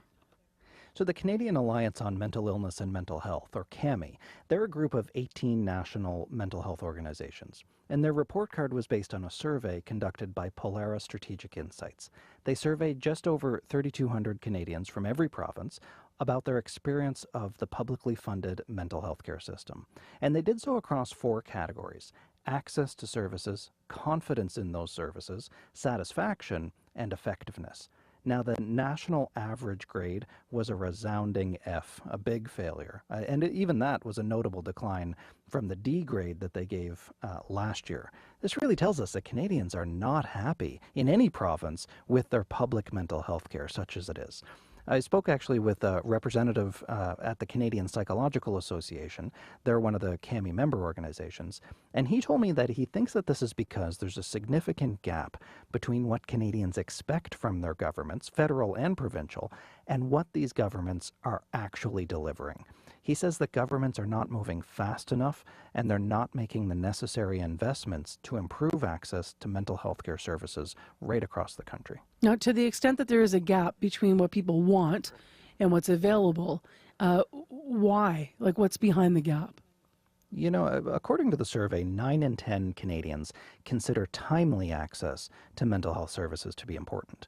And a major factor that gets in the way of that is really pretty straightforward. It's money. Compared to other developed countries like France and the United Kingdom, Canada actually has among the lowest proportion of government spending on mental health care. While we need a lot of things across the board in healthcare generally and in mental health care specifically, the need for boots on the ground, doing the frontline work, the service delivery, I think that's the single greatest need here. We need professionals doing direct service more, I think, than we need funding for advanced research, more than we need new drugs or technology, and even more so than new fancy hospital buildings. All those things are important. They all serve a role. But the reality is, we already know how to help the vast majority of people who are struggling with their mental health. Knowing what to do isn't really the problem for most mental illnesses. It's getting people access to high-quality, evidence-based interventions where and when they need them. That's the problem. So, yes, we need to see a net increase in total funding, but we also have to prioritize that funding to where it's going to have the most immediate individual impact. Investment in publicly funded mental health care, direct care, it needs to be prioritized even above other things. How does the situation with funding that you're talking about complicate the question of access for everyday Canadians? Well, I mean, there are barriers even before you get to the funding stage. I think there's at least two immediate levels to this mental health care crisis. One is for the person, the individual person themselves who needs service. And the other relates to service providers who are trying to meet that need. Now, I'll also note here, though, that family and caregivers, they're often the ones that get caught in the middle. They're picking up the slack here. But for the individual who actually needs help, the first barrier is recognition or insight. Knowing that the thing you use to know, your brain or your mind, is knowing things in an unhelpful or self-destructive way, that's pretty hard to do. But then once you do know, or at least have a hunch that you might be dealing with a mental health problem or illness, there's another barrier, stigma. A lot of people don't reach out for help because of the false belief that it makes them weak or crazy, or people might see them differently. So say you overcome both of those. You know that you need help, you overcome the stigma hurdle and you reach out. What happens then? Where do you go from there? Turns out a lot of people don't know that either because there's a navigation barrier. It's not immediately clear which doors are the right doors.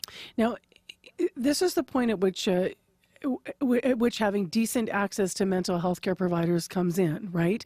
But it's also that they have to be timely, because when people are ready to take that step off, and you need to have things right in front of you, right? Absolutely. I mean, if you're spending so much money and time and attention encouraging people to reach out for help, you better be darn sure that there's going to be there somebody to reach back. You know, we have to be able to build a system that can actually meet the need. It can't just be all lip service. And part of that means building out a broad and deep reservoir of service providers who can actually meet that need in a human, personal way. A lot of people will talk to their family doctor first, if they're lucky enough to have one, because that's the usual advice, talk to your doctor. And while a lot of GPs are extremely knowledgeable about mental health, they deal with it all the time, many aren't. It's not their specialty. Chances are also higher that a GP is going to prescribe you a medication intended to help with your primary mental health complaint, whether that's for your mood or your sleep or your anxiety or something else. That's their training. That's the theoretical model from which they work. It's also why most antidepressant prescriptions come from GPs rather than psychiatrists, because they're the first point of contact. And look, that's going to help a lot of people. But the problem with it is that it's clearly not working at scale. It's not a public health intervention. We have more antidepressant prescriptions than at any point in history, but people seem to be getting more depressed, not less. So, meanwhile, we have thousands of highly trained mental health professionals who are being forced to wait in the wings. Psychologists, registered psychotherapists, clinical social workers, occupational therapists. These are just a few of the people who are able to help, but who are often inaccessible due to cost barriers. And that's because psychotherapy in Canada is not, for the most part, publicly funded. Even though, and I've argued this before, psychotherapy is a medically necessary treatment for the majority of mental health problems and illnesses. We've known for years that people recover better for longer when they have access to evidence-based psychotherapy. So I think that's really what needs to happen here. We need to see direct investment in direct service. And we can do that. We can do big things in this country when it comes to health and social issues. We've done it to varying degrees before with Medicare and pharmacare. We're doing it with dental care and child care. So we can do it for mind care too. All right. Take care, Mark. Thank you very much. Thank you. Mark Hennick, author of So-Called Normal, a memoir of family depression and resilience. He is our CBC mental health columnist. Forget your fancy indoor rinks, you Bonspiel newbies. Ironman outdoor curling is for those who hurry hard to curl on the frozen river. Why are you talking like that? I'm making the Ironman outdoor curling promo sound tougher. But it's basically a fun spiel on the ice that everyone will enjoy. February 2nd to 4th. CBC is a proud sponsor. Visit cbc.ca/Manitoba/community for more. Sorry, Janet. All right, let's talk about this, because what you don't know is that we're running a special contest to win some great swag. So I posted a post yesterday on Facebook of Abby detouking, I called it, and he was taking off a toque because the weather's been mild this week. But so many of you said, I want that toque, I want that toque.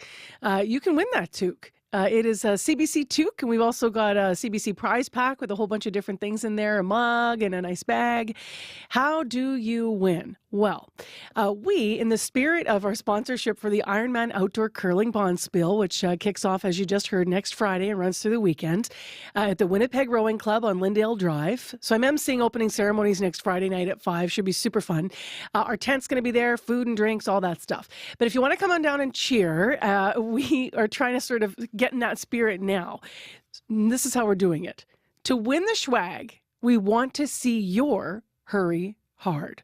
So you've got a broom at home or you've got a broom at work. Hurry something hard. Maybe your dog's running to the door and you're going to sweep in front of him. I don't know. We're going to post a video of an idea of what we mean tomorrow on our Facebook pages to inspire you. But if you're already thinking about it, please email video to us. radio893@cbc.ca. We'll tell you more about it tomorrow. The Ironman Curling Bonspiel coming up next weekend, February 2nd to 4th. Right now, it is 7:24. We're going to get to sports actually in a moment here on the show. But I want to mention something also coming up later in the hour before 8. Our ongoing series looking at youth violence. Post-pandemic, many kids are not all right. Think about it. We're in the middle of a pandemic. Kids and families are isolated in their homes. They couldn't play with their friends. They couldn't get the normal things that we think when we think about social determinants of health and healthy building blocks like relationships and attachment and their friends and community and safety and education. Those were all impacted. So we need to think about how that impacts our kids and their developing brain. So we're going to learn more about how it does relate to youth violence from that expert. She's out of Toronto, so stay tuned. Right now, it is 7:25, and as I mentioned, it's time for sports. Scott Regehr is joining us now. Hello there. Hey there, Marcy. So it's not often the Jets come out on the wrong end of a goalie duel, but that is what happened last night. Yeah, it was Laurent Brossoit, not Connor Hellebuck in goal for Winnipeg. And Brossoit was excellent, but just not as excellent as the guy tending net for the Leafs, Ilya Samsonov, who got the shutout 1-0 for Toronto. The Jets had their share of chances, though, Marcy, including in the second period when Morgan Barron and Adam Lowry had a rare 2-on-0 breakaway on Samsonov, who stopped them not once but twice. He was absolutely spectacular. Brossoit, the Winnipeg goalie, said afterwards that sometimes, you just got to tip your cap. You got to tip your cap. He played really well. I knew we were in trouble after he made the 2-on-0 saves. The crowd got into it. You could tell he was starting to feel it. But got to be happy for him after what he went through. There you go, tipping the cap. For those unaware, Samsonov had the league's worst save percentage, and his career looked like it might be over after he was placed on waivers just last month. So you can see why Brossoit is kind of looking at this as a bittersweet result. One other note from this game, we have no update on Josh Morrissey, the key defender who left this game with a lower body injury and did not return. Head coach Rick Bowness says Morrissey is going to be reevaluated later today. So the Jets have a pretty quick chance at revenge here, Marcy. They're at home to those same Leafs coming up on Saturday. Now let's get to a story that's been making news away from the ice, Scott. Yeah, the Globe and Mail is reporting, Marcy, that police in London, Ontario have asked 5 former Canadian World Junior players to surrender and face sexual assault charges. The report says they're all from the 2018 team. CBC has not independently verified this report. But London police say they will hold a news conference likely on February the 5th. Former NHLer and Quebec politician Enrico Ciccone says clarity cannot come soon enough. It's good to get to the end of this situation. It's tarnished the image of Hockey Canada, tarnished the image also of all sports. The parents are giving the kids to a certain organization to do sports, to make them grow in life, and things like that are hidden under the carpet, which is unacceptable. 5 players from Team Canada's 2018 junior team have taken a leave of absence from their professional squads, but there is no evidence, Marcy, tying them to the allegations. Let's end with more positive sports news, especially if you're a member of Canada's Paralympic team. You might be saying it's about time. Yeah, I think many of us are. Starting with the Summer Paris Games, Canadian Paralympians, Marcy, will be financially rewarded for their medals if they win. Going forward, they will receive the same amount of money that Olympians receive. So $20,000 for gold, $15,000 for silver, and $10,000 for bronze. Swimmer Aurélie Rivard, who's a 10-time Paralympic medal winner, says this is a seismic shift that will have a lasting impact. I don't think people realize how much bigger than just the sport news this is. This goes beyond just the performance recognition. This will allow athletes to make decisions based on what's best for them, for their career, and for themselves, as opposed to what they can or cannot afford. They will want to stay, hopefully, longer in the sport as well, because they won't have to make such difficult decisions. So half the money for this initiative, Marcy, is coming from the government, while the other half is coming from businessman Sanjay Malevia. Malevia, who is a healthcare technology entrepreneur from Ontario, is going to be in Paris this summer attending his very first Paralympic Games, where maybe they should give him a medal. I think they should all fight for back pay. Yeah, there's that as well, isn't there? Yeah. All right. Thank you, Scott. You bet. That's Scott Regehr with Morning Sports. You're listening to Information Radio here on CBC, live in downtown Winnipeg on 89.3 FM, 990 AM on the app or on YouTube. Good morning, everyone. Thanks for joining us. Still ahead in this half hour of the program, we're going to hear from the Winnipeg Airport this morning. The communications manager is going to join us right after the news to talk more about the return of two key United Airlines routes. So stay tuned for that. In addition, I just want to mention, if you need us on anything on the commute, 788-3093. Could be a little strange out there. We've heard about fog, slush, maybe a little icy depending on what's going on, as we're right around zero with the temperature. Right now, your CBC Winnipeg News. This is CBC News. Good morning. I'm Heather Wells in Winnipeg. At 7:30, it is -3, and we do have some light freezing drizzle reported out at the airport. There's that risk that will continue through the day. Our temperature sticking close to -2 in Winnipeg today. A man has died after an incident in St. James yesterday. Police were called to the Cork and Flame restaurant at Portage and Golf around 5:30 yesterday evening. Police say there had been an altercation between two men. One died after suffering a medical emergency during that altercation. Now, police are no longer at the scene. The Major Crimes Unit is investigating, and we expect to hear more from police later this morning. A Manitoba woman says she is in a dire situation as her year-long wait for a new Manitoba health card drags on. Marjorie Wiebe is still waiting for the health card she applied for back in December of 2022. Wiebe worries her gallbladder will burst before that card arrives, leaving her with medical bills she can't afford to pay. I feel frustrated because as a Canadian citizen, I pay my taxes so I get health care. And I pay my taxes, but I'm not getting health care. The province says last week more than 9,000 applicants were waiting for a new Manitoba health card. Last March, it said it had cleared a processing backlog created by the COVID-19 pandemic, but by last month, thousands of requests from newcomers to the province led to service delays. United Airlines is bringing back flights between Winnipeg and Denver and Chicago. Those routes were halted at the start of the pandemic. Today, United says it plans to resume daily nonstop service between Winnipeg and the two U.S. hubs. Michelle Rosette at the Winnipeg Airports Authority says this is big news, not just for travelers, but for local businesses too. We've heard a lot over the last couple of years, ever since the routes were put on pause, that a lot of businesses, these two routes meant a lot for them because they do have dealings with other companies or so forth in Chicago or Denver. So this strengthens our community's connectivity.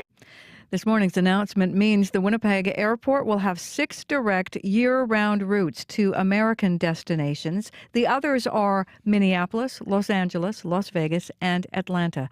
The flights to Denver and Chicago begin May 23rd. A Winnipeg hotel that has faced controversy over the alleged treatment of a woman in a recent video was closed yesterday. The general manager of the Marlborough Hotel tells CBC News it has received threats which he describes as extremely unsettling. The hotel has faced criticism and protests by Indigenous leaders and advocates since a video surfaced on social media showing a woman being restrained with zip ties in the lobby. Winnipeg police confirmed they were called to the hotel yesterday with regards to a threat. Neither police nor the hotel gave details and did not say if the hotel will reopen today. The Globe and Mail is reporting police in London, Ontario have asked 5 former Canadian World Junior hockey players to surrender and face sexual assault charges. The report says they are all from the 2018 World Juniors team.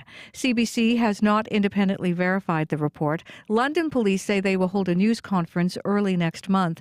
5 players from Team Canada's 2018 World Junior team have taken a leave of absence from their professional teams, but there's no evidence tying them to these allegations. You can hear the latest national and international news coming up on World Report at 8. A complaint by an insurance company has led to a Manitoba dentist being disciplined for submitting false billing information about a patient's dental care. A disciplinary hearing was told the dentist was completing dental work in one policy year and then billing it to the insurer in the following year. The decision says that was for the purpose of assisting a patient in obtaining benefits under dental plans that otherwise would be disallowed. The dentist admitted she gave false invoices to the insurer and also admitted to misleading the investigator looking into the case for the regulatory body. Dr. Danielle Job was reprimanded, fined $10,000 and required to pay the costs of the hearing under the Manitoba Dental Association. Well, dozens gathered at the Canadian Museum for Human Rights last night to discuss allegations of gender-based violence by Hamas in Israel last October 7th. The event heard from Israeli lawyers and women's rights expert Ayelet Razin Betor. Razin Betor says she and other Israeli experts are going over evidence and testimonies of sexual violence they allege happened during that attack. From these worlds and from this expertise, I'm here to tell the story that is willing to hear, to look this in the eye and say, we believe and we'll do anything in our power to make sure this doesn't happen again and to support the victims. Earlier this month, UN experts called for accountability for growing evidence of rape and genital mutilation against Israelis. They say it points to possible crimes against humanity. Well, it was an overtime loss in Toronto for the Winnipeg Jets. All 3 periods scoreless. Then the Leafs take it in overtime, 1-0 the final for Toronto. But Jets head coach Rick Bowness says it was the best game of this road trip. It was a great team effort defensively tonight. We didn't give up very much 5-on-5, and when the few chances we gave up, LB made some good saves. But again, that's the best game of the road trip. And in net for Winnipeg, Laurent Brossoit with 29 saves. The Jets lost Josh Morrissey late in the first period, going out with a lower body injury. Now, Winnipeg gets a rematch against the Leafs here on Saturday night. It is the last game before the All-Star break. You can find more news updated throughout the day. Head to cbc.ca/Manitoba. Thank you, Heather. You're welcome. Abby Adeyemi has a forecast. Yes, I'll tell you as you step out this morning, we've got cloudy skies with that freezing drizzle that we've been talking about all morning. Now, the pesky fog patches, I noticed I looked outside, is kind of dissipating, making way for your commute this morning. And the temperature is holding steady near -2. Throughout the day, we're expecting that cloud cover to stay with us. With that continued light freezing drizzle that I made mention of. Brandon is currently at -5, cloudy over there, heading to a high of -2. Thompson is at -15. Dauphin is at -6, heading to a high of -3. Steinbach is at -3, heading to a high of 0. And Morris is at -3, heading to a high of -1. Thank you, Abby. You're welcome. Let's get into the commute details with Nolan Kaler. A couple of things to tell you about here in the city of Winnipeg. We heard about an accident westbound Nairn on the overpass.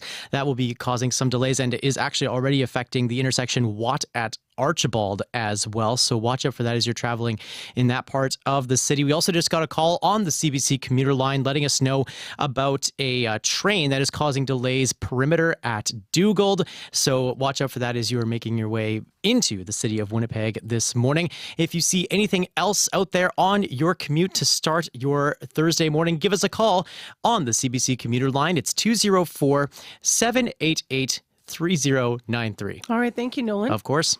Well, next on the show, let's build on something that we just heard in the news this morning. Heather was mentioning that changes are coming to some routes, flying routes, that is. The Winnipeg Richardson International Airport is going to see 2 routes return this spring. United Airlines saying flights from Winnipeg to Chicago and Denver begin May 24th. Those routes were lost during the pandemic. It did leave Winnipeg with only 3 direct year-round American connections: Las Vegas, Los Angeles, and Minneapolis-St. Paul. So last year, the airport released a 5-year strategic plan that committed to restoring key U.S. routes. And to hear more about the restoration that begins today, Michel Rousset is with us, Communications Manager with the Winnipeg Airports Authority. Hi there. Good morning. So what's your response to this returning?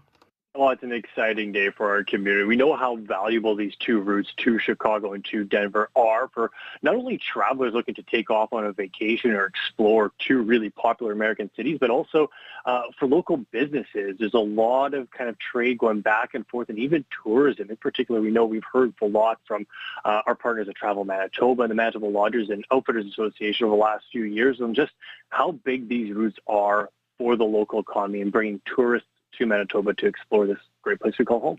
Who leads things when routes are restored? Like, is that you saying this is important to our local businesses? These are the routes we want to start with being restored, or is this coming directly from the airlines?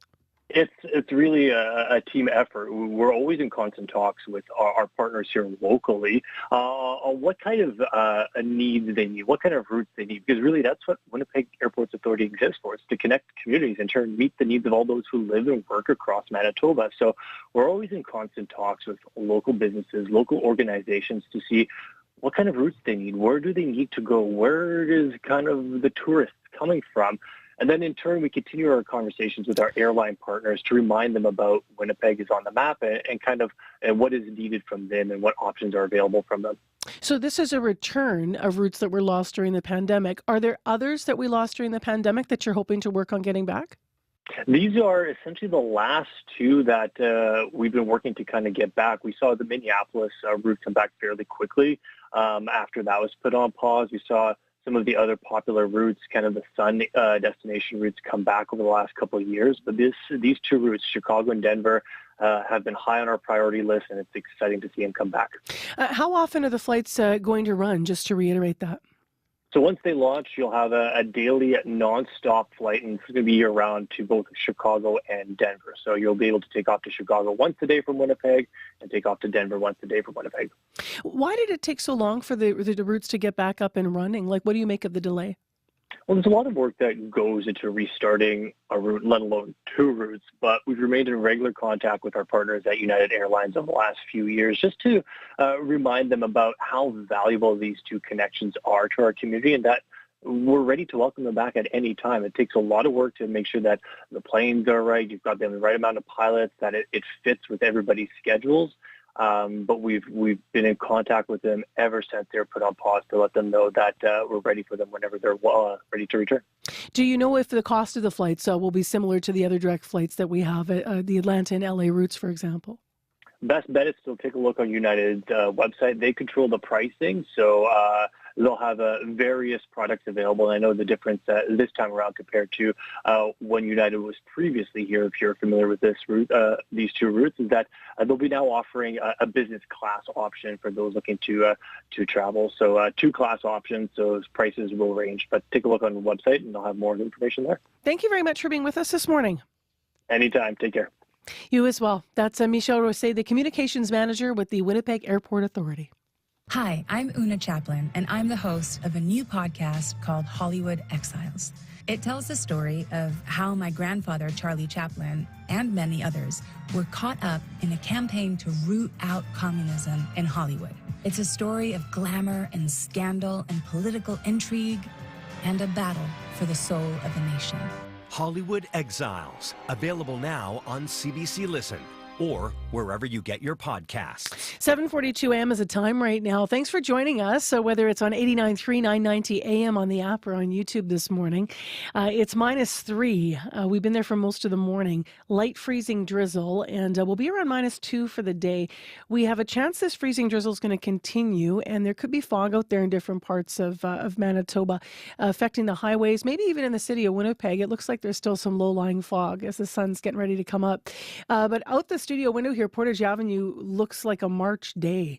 Pretty wet and slushy if you're driving or walking. But take it easy in case changing lanes becomes an issue as things soften up. Sometimes you slide around. And then I know all of us, it's just a habit. You start driving faster because you're like, oh, this isn't icy. And then all of a sudden you're sliding in the slush. So that's what's going on. 788-3093 with your Thursday morning conditions. Well, a bit of music by the Winnipeg band, the Prairie Joggers. They describe this song in a really interesting way. They say they reflect on the life and times of a shady work environment. It's called Move Along. Boss always pulling at his necktie, trying to find a way to squeeze a dime. He keeps warm with a belly full of beer, bucket of chicken at his side. Wife ain't getting any younger, flowers right dead in the sun. She'll come by for the lobster fry with $2 signs in her eyes.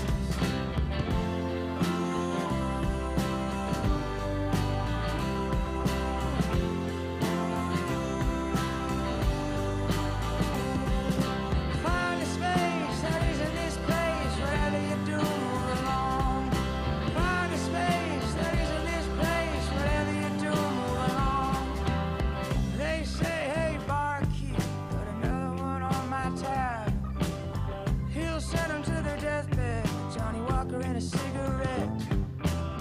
There goes another waitress in the company's skimpy dress. 86, another one done. Never noticed that she'd gone.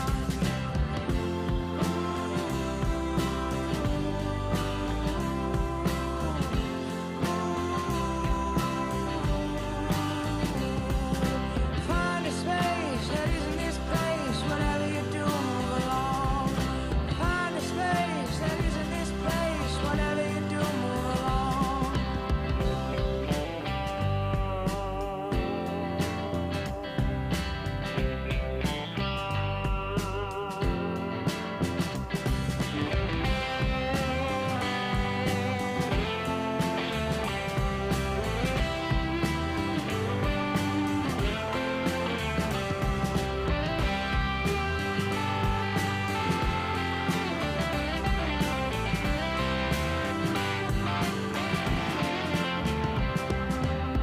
Reminisce all you want about your glory days. Ain't been a biker bar since something like 78. So go on and keep cooking. Don't go changing a thing. Take it as it comes with a little bit of pride. Remember where you were when it died.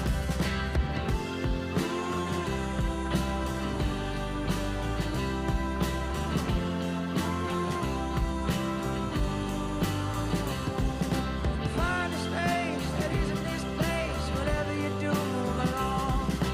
Find a space that isn't this place. Whatever you do, move along.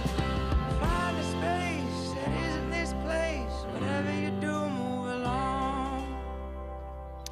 Prairie Joggers this morning, tunes called Move Along. It is 7:46 a.m. on 89.3 FM, 990 a.m. or on the app. Thanks for joining us. I'm Marcy Marcusa with our team at the show today. Brad Lillies, Nolan Kaler, and Abby Adiyemi behind the glass. We are still trying to get more information. Our news department's working to learn more from Winnipeg Police about what happened. They are no longer at the scene of an incident last night in St. James.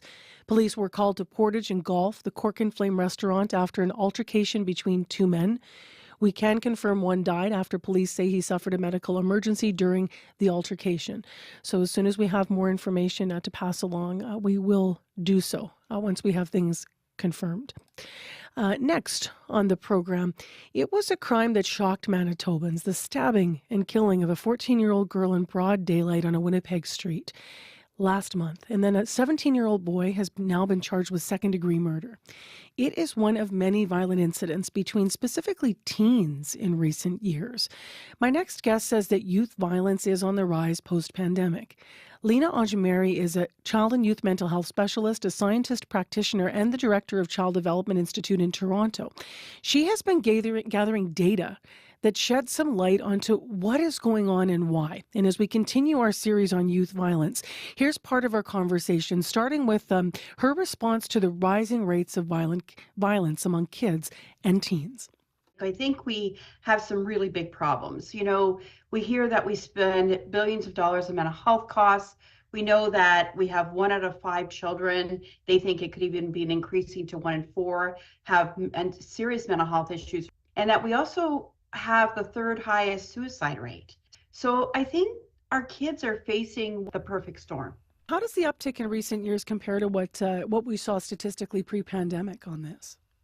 Since around 2004, we started to see a major decline in crime. So something was shifting. I think what we were doing in Canada was better. Instead of incarcerating or putting kids in juvenile justice systems, we were looking at their needs and determining what community-based services could really help these kids. So we started to see a major decline. But somehow in 2021, we're starting to see a bit of an upswing again. Why was the pandemic so damaging to the mental health of kids and youth? Why and how does that translate into aggressive or violent behavior specifically? We saw that 83% of kids were doing worse or much worse than they were in regards to their mental health. And we had parents whose kids maybe were not experiencing any of those difficulties. Parents reported it was like 60%, almost like 60% of parents noting drastic changes in the behavior of their kids, like outbursts, irritability, potential personality issues, sleep sadness, etc. So think about it. We're in the middle of a pandemic. We're not sure what that means. Kids and families are isolated in their homes. So it goes right across the gamut. Socioeconomic status, etc. All of us were in this situation together. It didn't impact just one particular group. It impacted all of us. And so therefore we have to think about our kids. What were they exposed to, right? What they were isolated. They were at home. They had to wear a mask. They couldn't play with their friends. They couldn't get the normal things that we think when we think about social determinants of health and healthy building blocks like relationships and attachment and their friends and proper nutrition and community and safety and education. Those were all impacted. So we need to think about how that impacts our kids and their developing brain. So think about it. We're all stuck in our homes. We're all getting a little anxious. We're all getting maybe we need to get out. We miss our friends. We miss that social environment. And things escalated. Family violence issues escalated. And so when you think about what our kids are witnessing, what they're experiencing, so we need to think about what was going on. And what we did find is that when kids experience adverse childhood experiences, all kinds of things, whether it is, abuse, neglect, trauma, also exposure to media. So what were these kids watching? What were they observing? What were they doing? We're finding more and more, the research is coming out, we have to be careful what our kids are exposed to. We know that what happens to you does matter. How does trauma that a child might witness or experience impact how that child develops when you look at later aggression or violent tendencies? What do their brains do that makes that potentially come up later and may make them violent themselves? The more you are exposed to violent behavior, the more you're exposed to risk factors like exposed to addictions and racism, poverty and abuse, and even difficult parenting styles and school failure. Those all cause kids to start feeling anxious, angry. That's where they get more outbursts. They may engage in bullying or aggression and violent behavior. And we see it every day in our papers when kids are exposed to, and we have so many examples of this. So what happens to you matter. And what we're finding is in the kids, When you look at their brains and you see where processing happens in the brain, whether it's impulsivity or inhibition or it's emotion regulation, because self-control is critical. What's the ideal age to start implementing interventions, whether it's in school or community programs or mental health supports then? It is from birth, pre-birth, when prior to moms becoming pregnant, do they have good nutrition? Do they have good positive, environments? Are they, having positive experiences instead of really hard experiences all the time? Those are all things that we need to be think about right from the point of prior to birth. With regards to the brain, what we're learning is the brain is plastic. It can change, so it's malleable, right? And it can grow throughout our lifetime. But the optimal age that we're learning is the middle years, before the age of 12, for example. Under 12. We know, because we know that the ability for the brain to change is really high before that period. And the amount of effort to change is really low.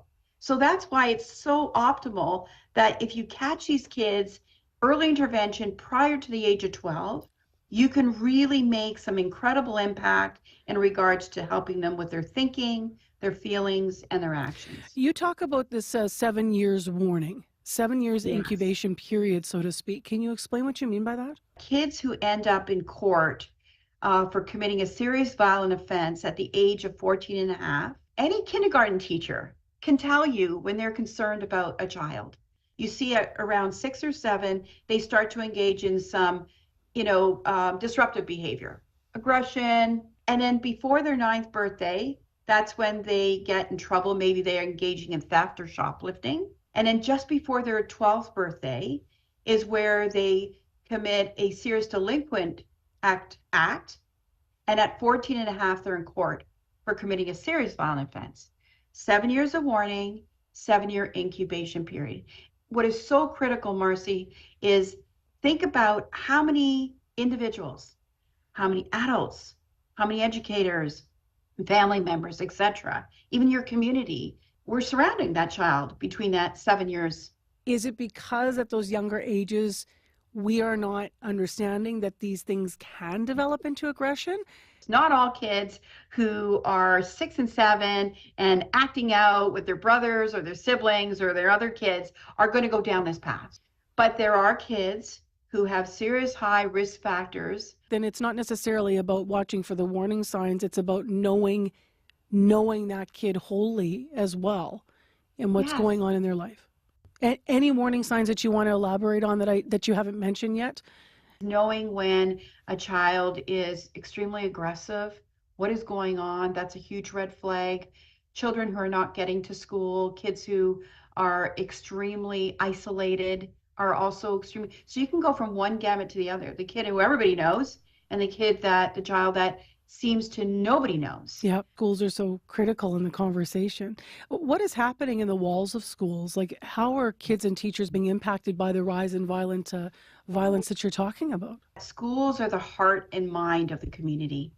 This is where our children are. Our kids are in schools all day.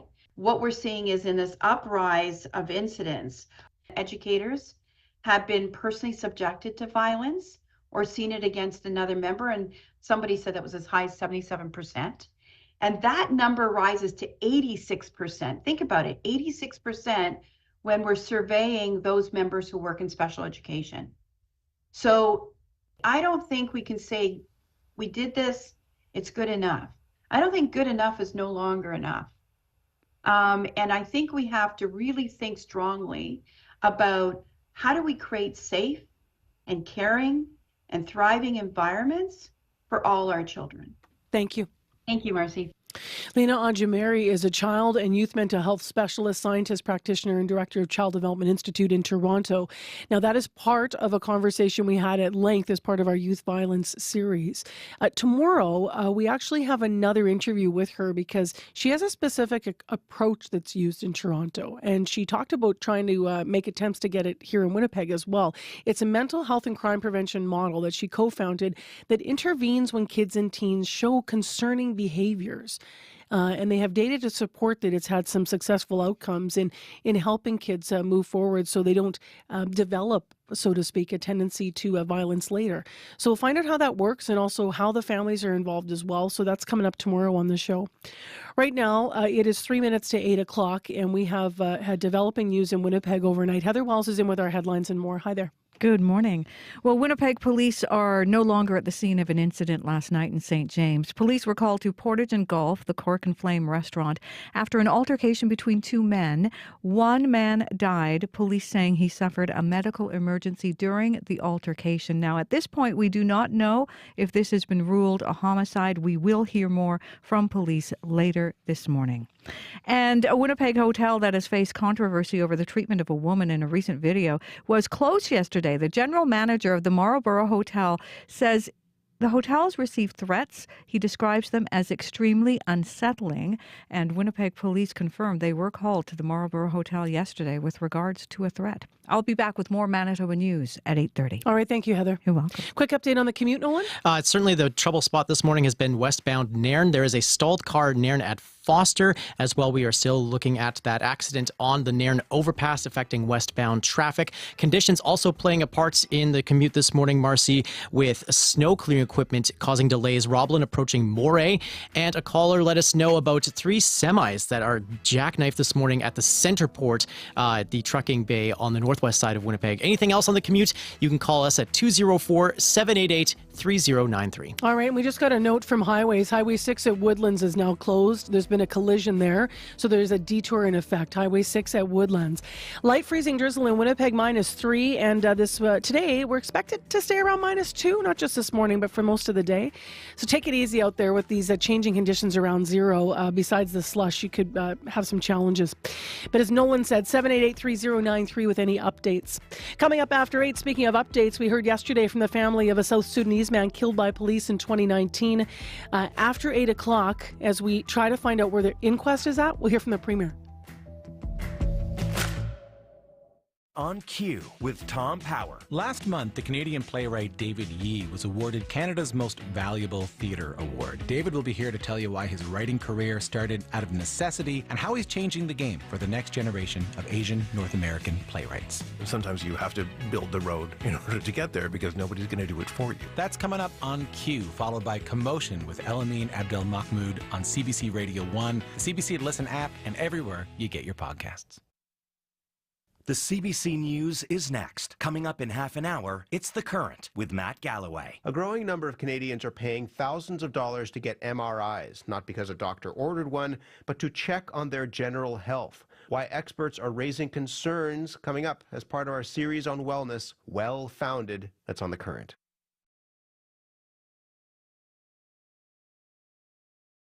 Good morning from CBC News. I'm Marcia Young. A death row inmate in Alabama could become the first person ever to be executed by nitrogen gas. It is a controversial method of execution. Some experts warn it could cause unnecessary suffering.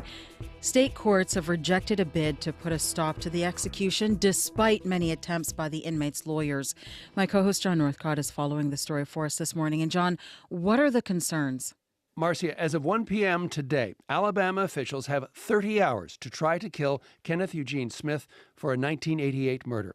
This is the second time Smith will be strapped to a gurney for an execution. In 2022, officials tried for 2 hours to find a vein for a lethal injection. Critics point out this latest attempt using gas is untried. In their words, an experimental procedure. Here's anesthesiologist Dr. Joel Zivit. How long it's going to take him to die is just not clear. There have been executions in the United States that have actually gone on for hours. And it's impressive how the state will tolerate something that is objectionably torture. Even the UN's High Commissioner on Human Rights is calling the procedure torture, cruel, and inhuman. So why has Alabama chosen to go this way? Marcia, on top of that 2022 botched execution of Smith, all across the U.S., officials are running into challenges in actually finding the chemicals needed for lethal injections. Since the method was first used more than 40 years ago, it's become the most used method of execution in the country. But the drug companies have taken notice, and over time, many have become reluctant to have their products used to kill rather than heal people, hence the use of this untried nitrogen gas method. Untried as far as humans are concerned, in 2020, the American Veterinary Medical Association wrote that the use of nitrogen like this for the euthanasia of animals is, in their words, distressing. Thank you, John. Thanks, Marcia. My co-host John Northcott in studio. In Japan, the man convicted of a 2019 fatal arson attack has been sentenced to death. 36 people were killed when Shinji Aoba doused the entrance to a Kyoto animation studio with gas. Then he set it on fire. Dozens of others were injured. Aoba was convicted of murder, attempted murder, and arson. His lawyers argued he was suffering from a mental health disorder at the time, but today a judge ruled Aoba was neither insane nor suffering diminished mental capacity. The arson remains one of Japan's deadliest crimes in decades. It was a scandal that tore apart Hockey Canada. Allegations that members of the 2018 World Junior team were involved in a group sexual assault. The Globe and Mail is reporting 5 former players have been told to surrender to police in London, Ontario. CBC News has not independently verified the report. And as Katie Nicholson tells us, London police say they will not provide more details until February 5th. They'll be processed. Fingerprints taken. Toronto defense lawyer Alison Craig explains what awaits the 5 hockey players when they turn themselves in to London police. Photographs taken, certain release conditions will be explained to them. And Craig says it's not that unusual that police are keeping a lid on releasing any information for nearly 2 weeks. My guess would be that they being the players, were probably given a surrender date, perhaps the day prior, and then they'll address it once everybody has been arrested and processed and given a court date. London police were sharply criticized for the way they handled their initial investigation into a 20-year-old woman's allegations that she had been sexually assaulted by members of Canada's 2018 World Juniors team at a hotel in the city. After the woman sued and details of the case prompted public outrage, London police reopened their investigation. I think it's good news that the investigation is moving forward. But, says University of Western Ontario law professor Melanie Randall, the delay in charges may hinder the criminal case. Any gap in time creates issues around recollection, around details, and sexual assault trials are notoriously difficult, particularly for complainants, given the nature of the attacks on credibility. In the last few days, 5 players from that 2018 World Junior team have taken a leave of absence from their professional teams. But there's no evidence they are connected to the allegations. Katie Nicholson, CBC News, Toronto. In Labrador, some hard truths are being shared about the history of child welfare and the well-being of the Innu. Formal hearings are happening now. As CBC's Heidi Adder reports, witnesses have described the social and health problems caused by a rapid end to their nomadic way of life. The change was so fast. Mary Pia Benuin says when the province tried to place her into care, her father fought the system. She's Labrador's first Innu nurse and was the first person to provide formal testimony this week at the inquiry respecting the treatment, experiences, and outcomes of Innu in the child protection system. Benuin says her family was among hundreds of nomadic Innu who were settled into communities in the 1960s. And the lifestyle change was a shock, leading some Innu to drink. The elders felt it and said, what is happening to our children? What is happening to our people? Benuin says some children were abused by priests and without a connection to their culture began copying their parents' coping strategies. The Shaji Innu First Nation Band Council is working on solutions, connecting those struggling with addictions to their traditional land, known as Nujamit.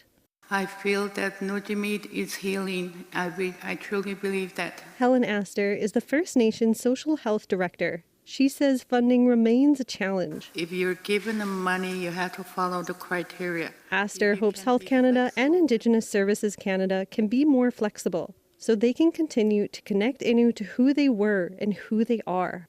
The inquiry's final report is due this fall.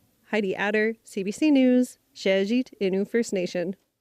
French farmers are demanding better pay and living conditions. In southern France, they took their case to the local state administration building in Agen. They dumped manure and bales of hay on the doorstep. Firefighters had to be called when the bale caught fire. Farther north, a convoy of tractors blocked a major highway leading to Paris. The farmers say they're facing unfair competition from overseas. There's a new message for parents from the Pediatric Society this morning. Let your kids play, even if it means they come back home a little bruised. Health reporter Christine Birak has more on the latest recommendations. Let kids take risks, even if it means ending up with minor cuts, scrapes, and bruises. That's the message from the Canadian Pediatric Society to doctors and parents. There is a balance between allowing kids to get out there, try new things, challenge themselves, and we know that there will be a risk of injury. Dr. Suzanne Benno heads the Injury Prevention Committee at the Canadian Pediatric Society. To counter rising obesity, anxiety, and behavioral issues, Benno says kids could use more outdoor risky play, jumping, climbing, and play fighting as much as they feel comfortable with. Or, depending on the age and supervision, use an axe, saw, or knife to build something or even carve a piece of wood. You know, this isn't about letting a child run into a busy street or play unsupervised near rough water. You know, those are hazards. I mean, it's a shift from helicopter parenting, right? And overscheduling. April Kim is a pediatric emergency medicine doctor in Toronto. She says risky play doesn't mean ignoring safety measures either, like bike helmets or life jackets. But parents can step back and quietly watch their kids play. I think it's better to build resilience, belief in themselves and their abilities, learning what their limits are. The guidance also says parents can reframe how they talk to children about risk. Instead of saying, be careful, which can raise fears, ask if they feel comfortable. Experts insist this isn't a move away from safety, but a shift towards keeping kids as safe as necessary. Christine Birak, CBC News, Toronto. It's a tale of passion. Two rival houses locked in a bitter feud, a divided city, and a hope the courts can settle this once and for all. The issue? Butter chicken. Two restaurants in Delhi are both claiming they invented the delicious curry dish. Moti Mahal says butter chicken is a family recipe dating back decades. But Daryaganj says that doesn't matter. It says it has trademarked the claim. It served the first butter chicken dish. Now it's up to the courts to decide, but the case may take years to settle. So if you like butter chicken, we've got a song for you.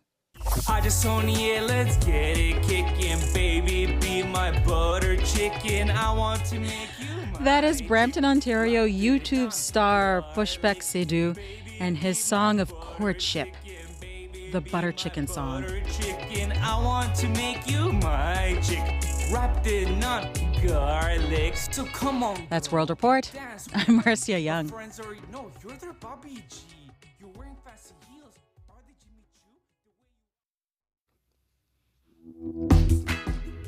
I'm really hoping a bunch of people don't start calling their significant others butter chicken now. It might not go over all that well. Funny song, though. Good morning, everyone. Thanks for joining us here on CBC 89.3 FM, 990 AM. We're on the CBC Listen app or YouTube. I'm Marcy Marcusa with our team at the show. Wow, you look out our studio window here, and it really looks like March.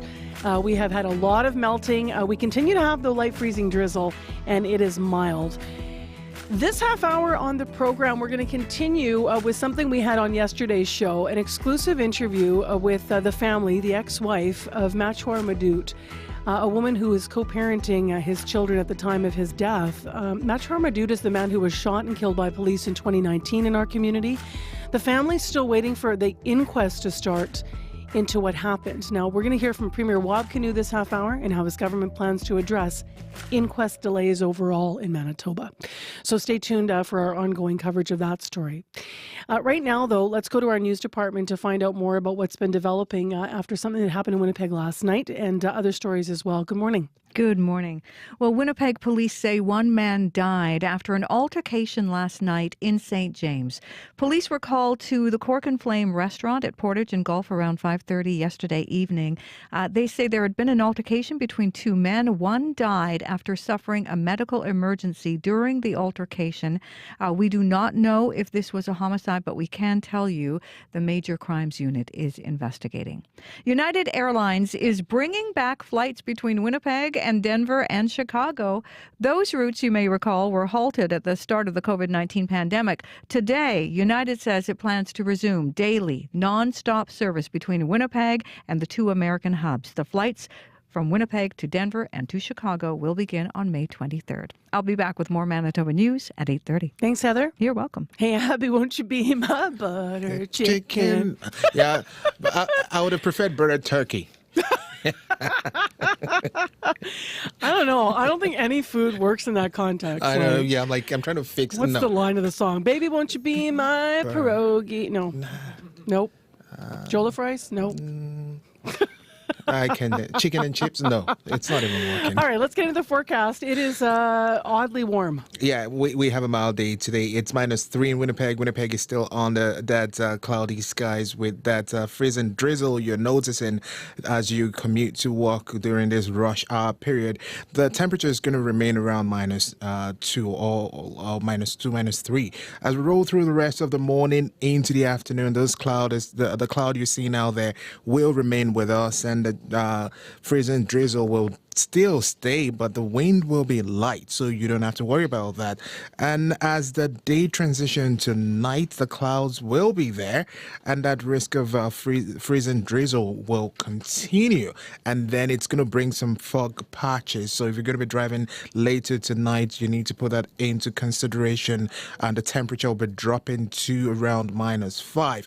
If we look ahead to tomorrow, Friday, expect mainly cloudy skies with the freezing drizzle and fog patches as you start your day, but we will see a high of -1. A quick tip for your evening plans with the potential freezing drizzle and fog patches: you just have to be cautious on the road because it will be slippery.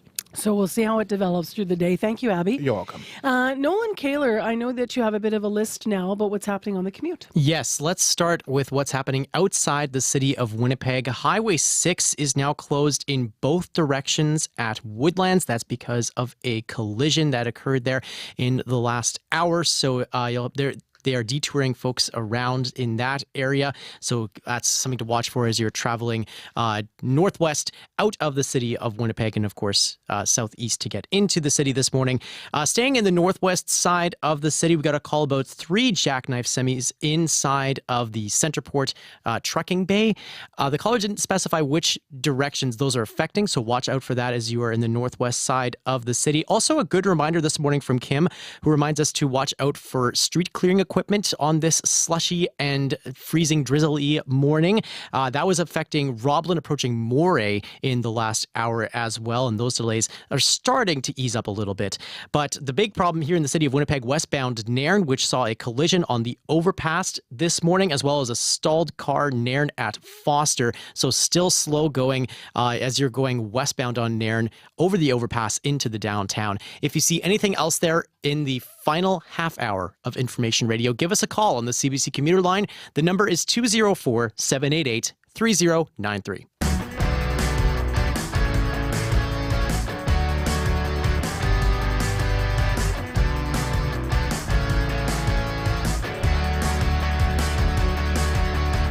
Well, we begin with our ongoing coverage around inquests in this province. Manitoba has a history of inquests affected by lengthy delays. The family of Machwar Madoot is one of the families currently affected by that.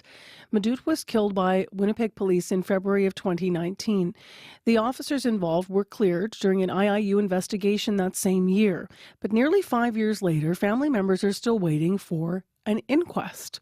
Akulyak Deng is his ex-wife. She spoke for the first time publicly yesterday with us on CBC. We heard of the interview. She says they co-parented their 3 kids together. They'd remained close. She even still would call him husband and did repeatedly through our interview. But she shared with me how the delay in the inquest is impacting her and her children.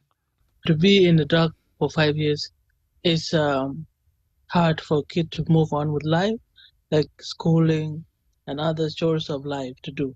Even right now, I'm talking to you, some are having difficulties of choosing different things to do in life. There's something dragging them behind. If you don't know the truth about what you're living for, your own dad is being killed, and 5 years later, you still don't have answer to it. So when is the life gonna be better for you, for me? I went there for inquest time in 2021, I was there 2022. They told us that until we find a medical document, we'll resume the inquest so that we can give you the detail. Until now, we're waiting for that. Where we were from, there was always gunshot. Every time you're running for your life. Okay, where's the better life that we were here for? Where that effort we came for? Protection. And we are here trying to fight for our life. Tomorrow, what are we going to be? Our men as Sudanese or African, we are always fear about our men being killed. We are facing a hardship in a land that is meant to be for safety. Pardon me if I say speaking negative, but this is how I feel. I want to fight for justice for my husband and for my kids too. They need to know what happened to their dad so that they can move on with life, knowing the truth about what went down 5 years ago. Well, loved ones of Machwar Madood are not the only ones waiting for an inquest in this province. Aisha Hudson, Jason Collins, and Stuart Andrews are all Indigenous people shot by police in 2020. The province still needs to schedule their inquests. Toronto lawyer Gillian Natchew has worked on several inquests. She explained to CBC's Sarah Petz how the inquest process works and how delays can impact it. Well, obviously, witnesses become unavailable. They can die. They can move outside the jurisdiction where you can't get them with a subpoena anymore. Memories fade. If there wasn't a thorough forensic investigation done at the time, then obviously evidence is misplaced or ruined, no longer available to the process. So there are very good reasons to move quickly. I pause to say that sometimes people think that a coroner's inquest doesn't start until the hearings start. There's a lot of work that happens on behalf of the coroner before the hearings can start. As I say, the coroner needs to gather records from all the involved parties. So here it would probably be this man's medical records, potentially records from the police. Quite a process to engage in to collect all these things. And it's very important that the coroner's office have those records when the proceedings start, so that there can be a meaningful search for answers.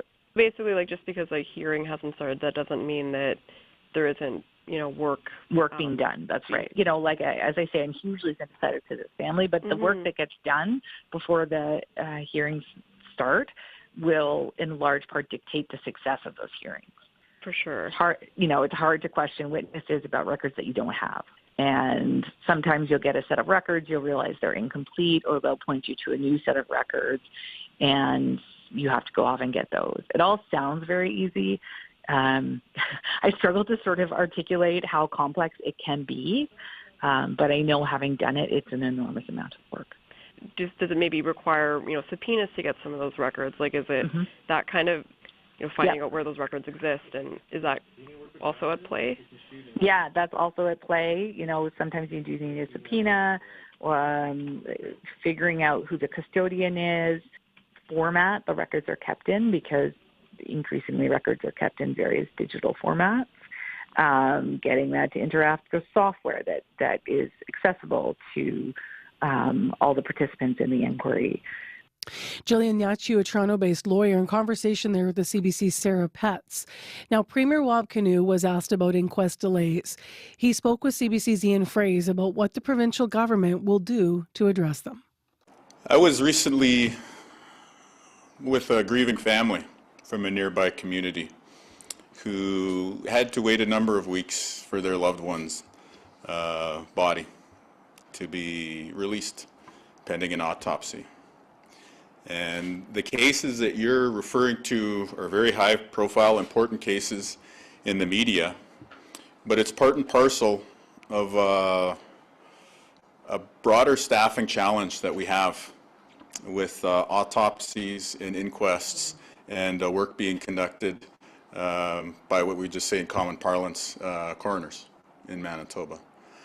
So again, these are impacts that Manitobans are facing because of a lack of investment and in some cases outright cuts in healthcare over the past 7 years.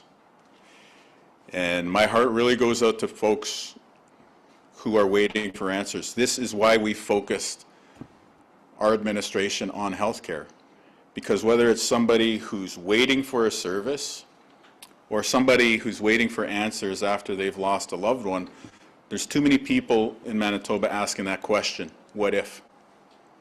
What if things had been different? What if I could have got into treatment more quickly? What if we could have found out what happened in that terrible tragedy? And it's our government's intention to be able to deliver answers more promptly, more compassionately than has been the case in recent memory here. So important priorities that you're raising, and the investments that we want to make in bringing more physicians and support staff into this specific area are the path forward to ensuring a more prompt answer to these sorts of pleas that our government hears with a ton of compassion. You mentioned that there's a broader staffing problem here. There is a desire to fix that. What could that look like? Are there timelines that you could provide? Yeah, the timeline is always ASAP. When we're talking about families waiting for their loved ones' remains or waiting to schedule a funeral, the timeline is always ASAP when families want answers about a tragic losing a loved one before their time. And when we talk about the solution forward here, part of it is you need the physician resources to be able to do the autopsies, to be able to do the inquests, but you also need the support staff to be able to compile the information, to prepare it in report format. When you're talking about an inquest, it's a significant amount of effort that is required, and so we are going to have to ensure that the staff resources are there, because frankly Manitobans are waiting too long right now. That is Premier Wab Kinew speaking about the current inquest delays in the province, in conversation there with the CBC's Ian Fraze. This is part of ongoing comprehensive team coverage that we've had looking at the current inquest call for Machwar Madut. We heard from his ex-wife for the first time yesterday. He was killed 5 years ago. The family is still waiting for news of when that inquest will begin. If you want to read more about our coverage, please go to cbc.ca/Manitoba. Forget your fancy indoor rinks, you Bonspiel newbies. Ironman Outdoor Curling is for those who hurry hard to curl on the frozen river. Why are you talking like that? I'm making the Ironman Outdoor Curling promo sound tougher. But it's basically a fun spiel on the ice that everyone will enjoy. February 2nd to 4th. CBC is a proud sponsor. Visit cbc.ca/Manitoba/community for more. Sorry, Janet. Nolan Kaler, how is the weather? Not good. Not good. I shouldn't say weather. The commute this morning, because of the weather, the freezing drizzle. Yes. So what's developing right now? So we got a call from Jonathan in Brandon this morning, southbound 1st Street in Brandon at Kirkcaldy, which if you know Brandon at all, it's going downhill. There has been an incident at that intersection. Emergency vehicles are on scene, so find another way to get around the city of Brandon this morning. Also got a call from Tyler to clarify that situation at the Centerport trucking depot, where 3 semis have jackknifed. He was driving past it going westbound, and he says it's eastbound traffic is very much snared up at the Centerport, so at the Inkster and Route 90 area there. And also to remind you, Highway 6 at Woodlands closed because of a collision this morning as well. Anything else, you can reach me at 204-788-3093. All right, thank you very much. You bet. Well, let's get into something that might be affecting you this morning and have you going back in your memory to Folkfest in 1996. Melanie was on the bill playing Folkfest on the list of past performers. Maybe you were at that show. Music fans are mourning the folk music icon Melanie this morning. She's an award-winning singer-songwriter. She died Tuesday at the age of 76 at her home in Tennessee. She performed at the legendary Woodstock Festival in '69 before she was in Winnipeg years later, and was covered by, over the years, everyone, from Ray Charles to Miley Cyrus. But here's the song that you know, even if you think you don't know Melanie. This is brand new key. And if you can sing high, sing along. I rode my bicycle past your window last night. I roller skated to your door at daylight. It almost seems like you're avoiding me. I'm okay alone, but you got something I need. Where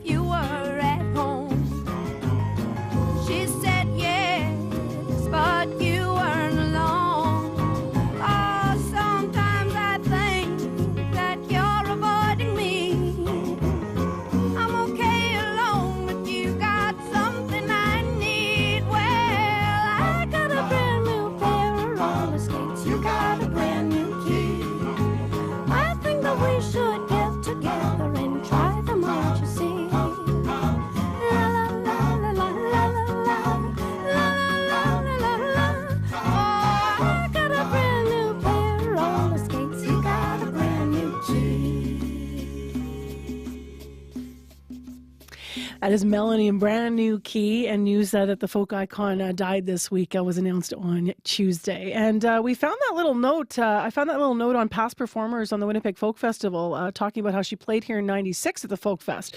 Were you at that show? Do you have some memories as we're thinking about her and her music this week? Can you sing that chorus with that very unusual cadence?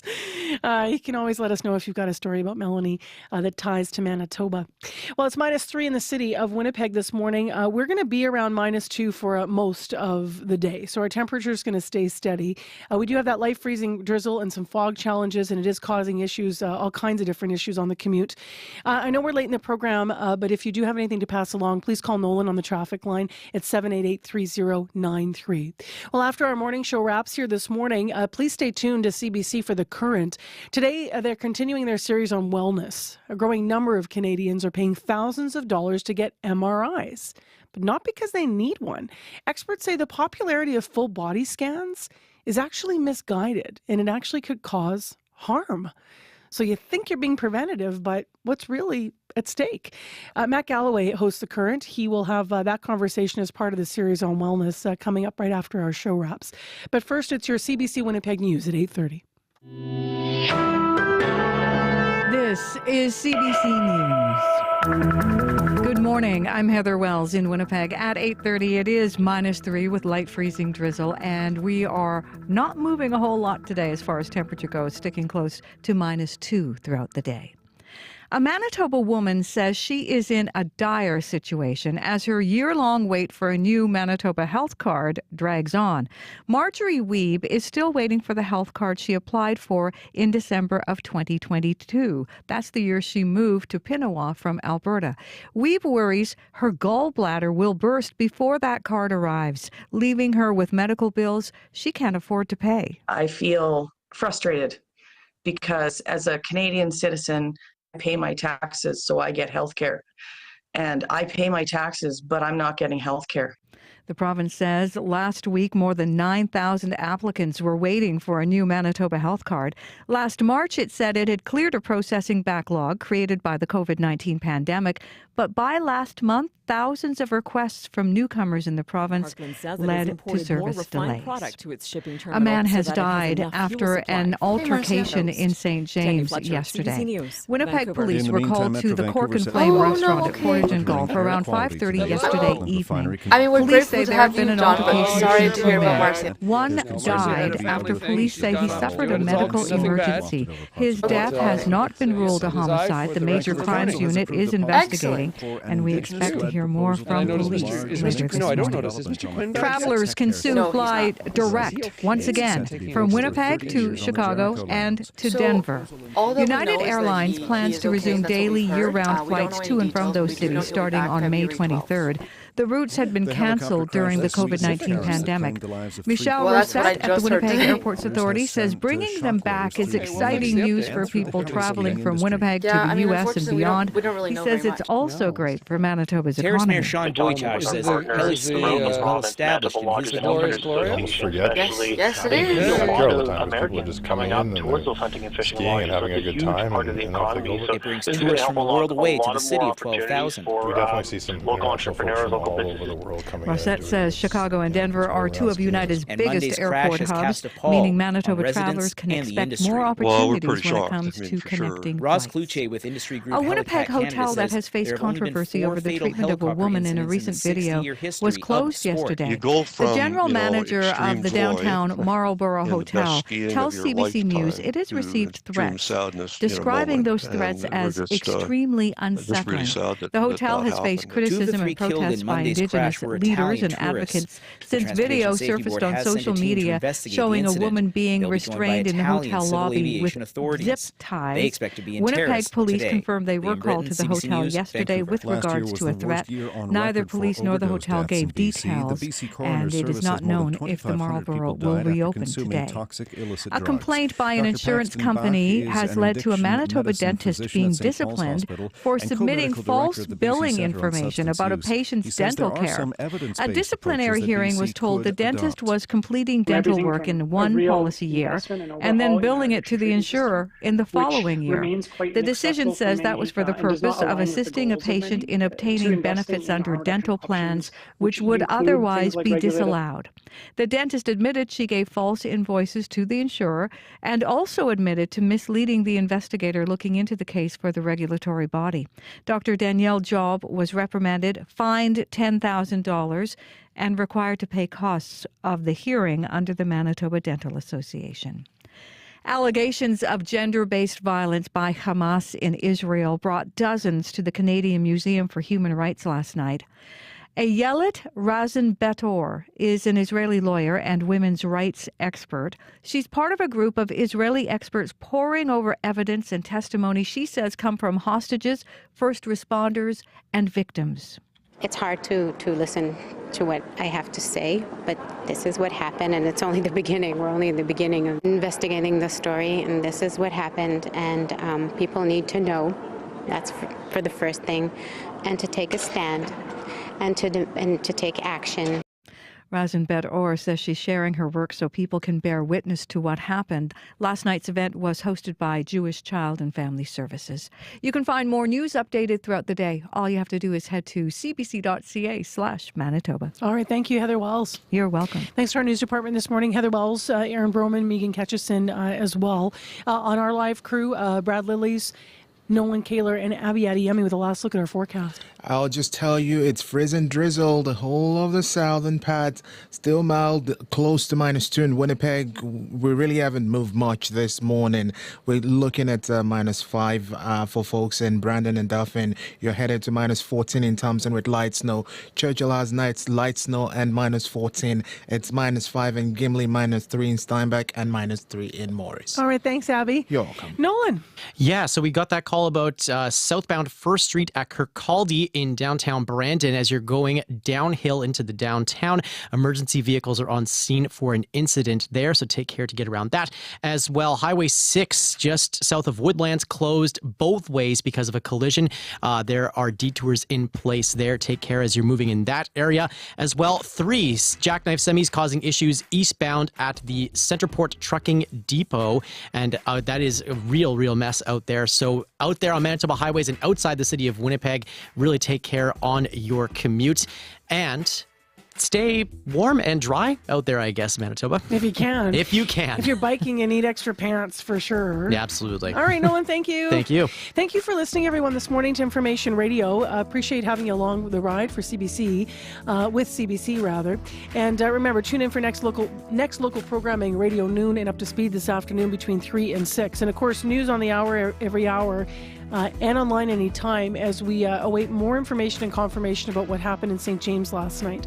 I'm Marcy Marcusa. Take care, be well, and we'll talk to you again tomorrow right here on Information Radio.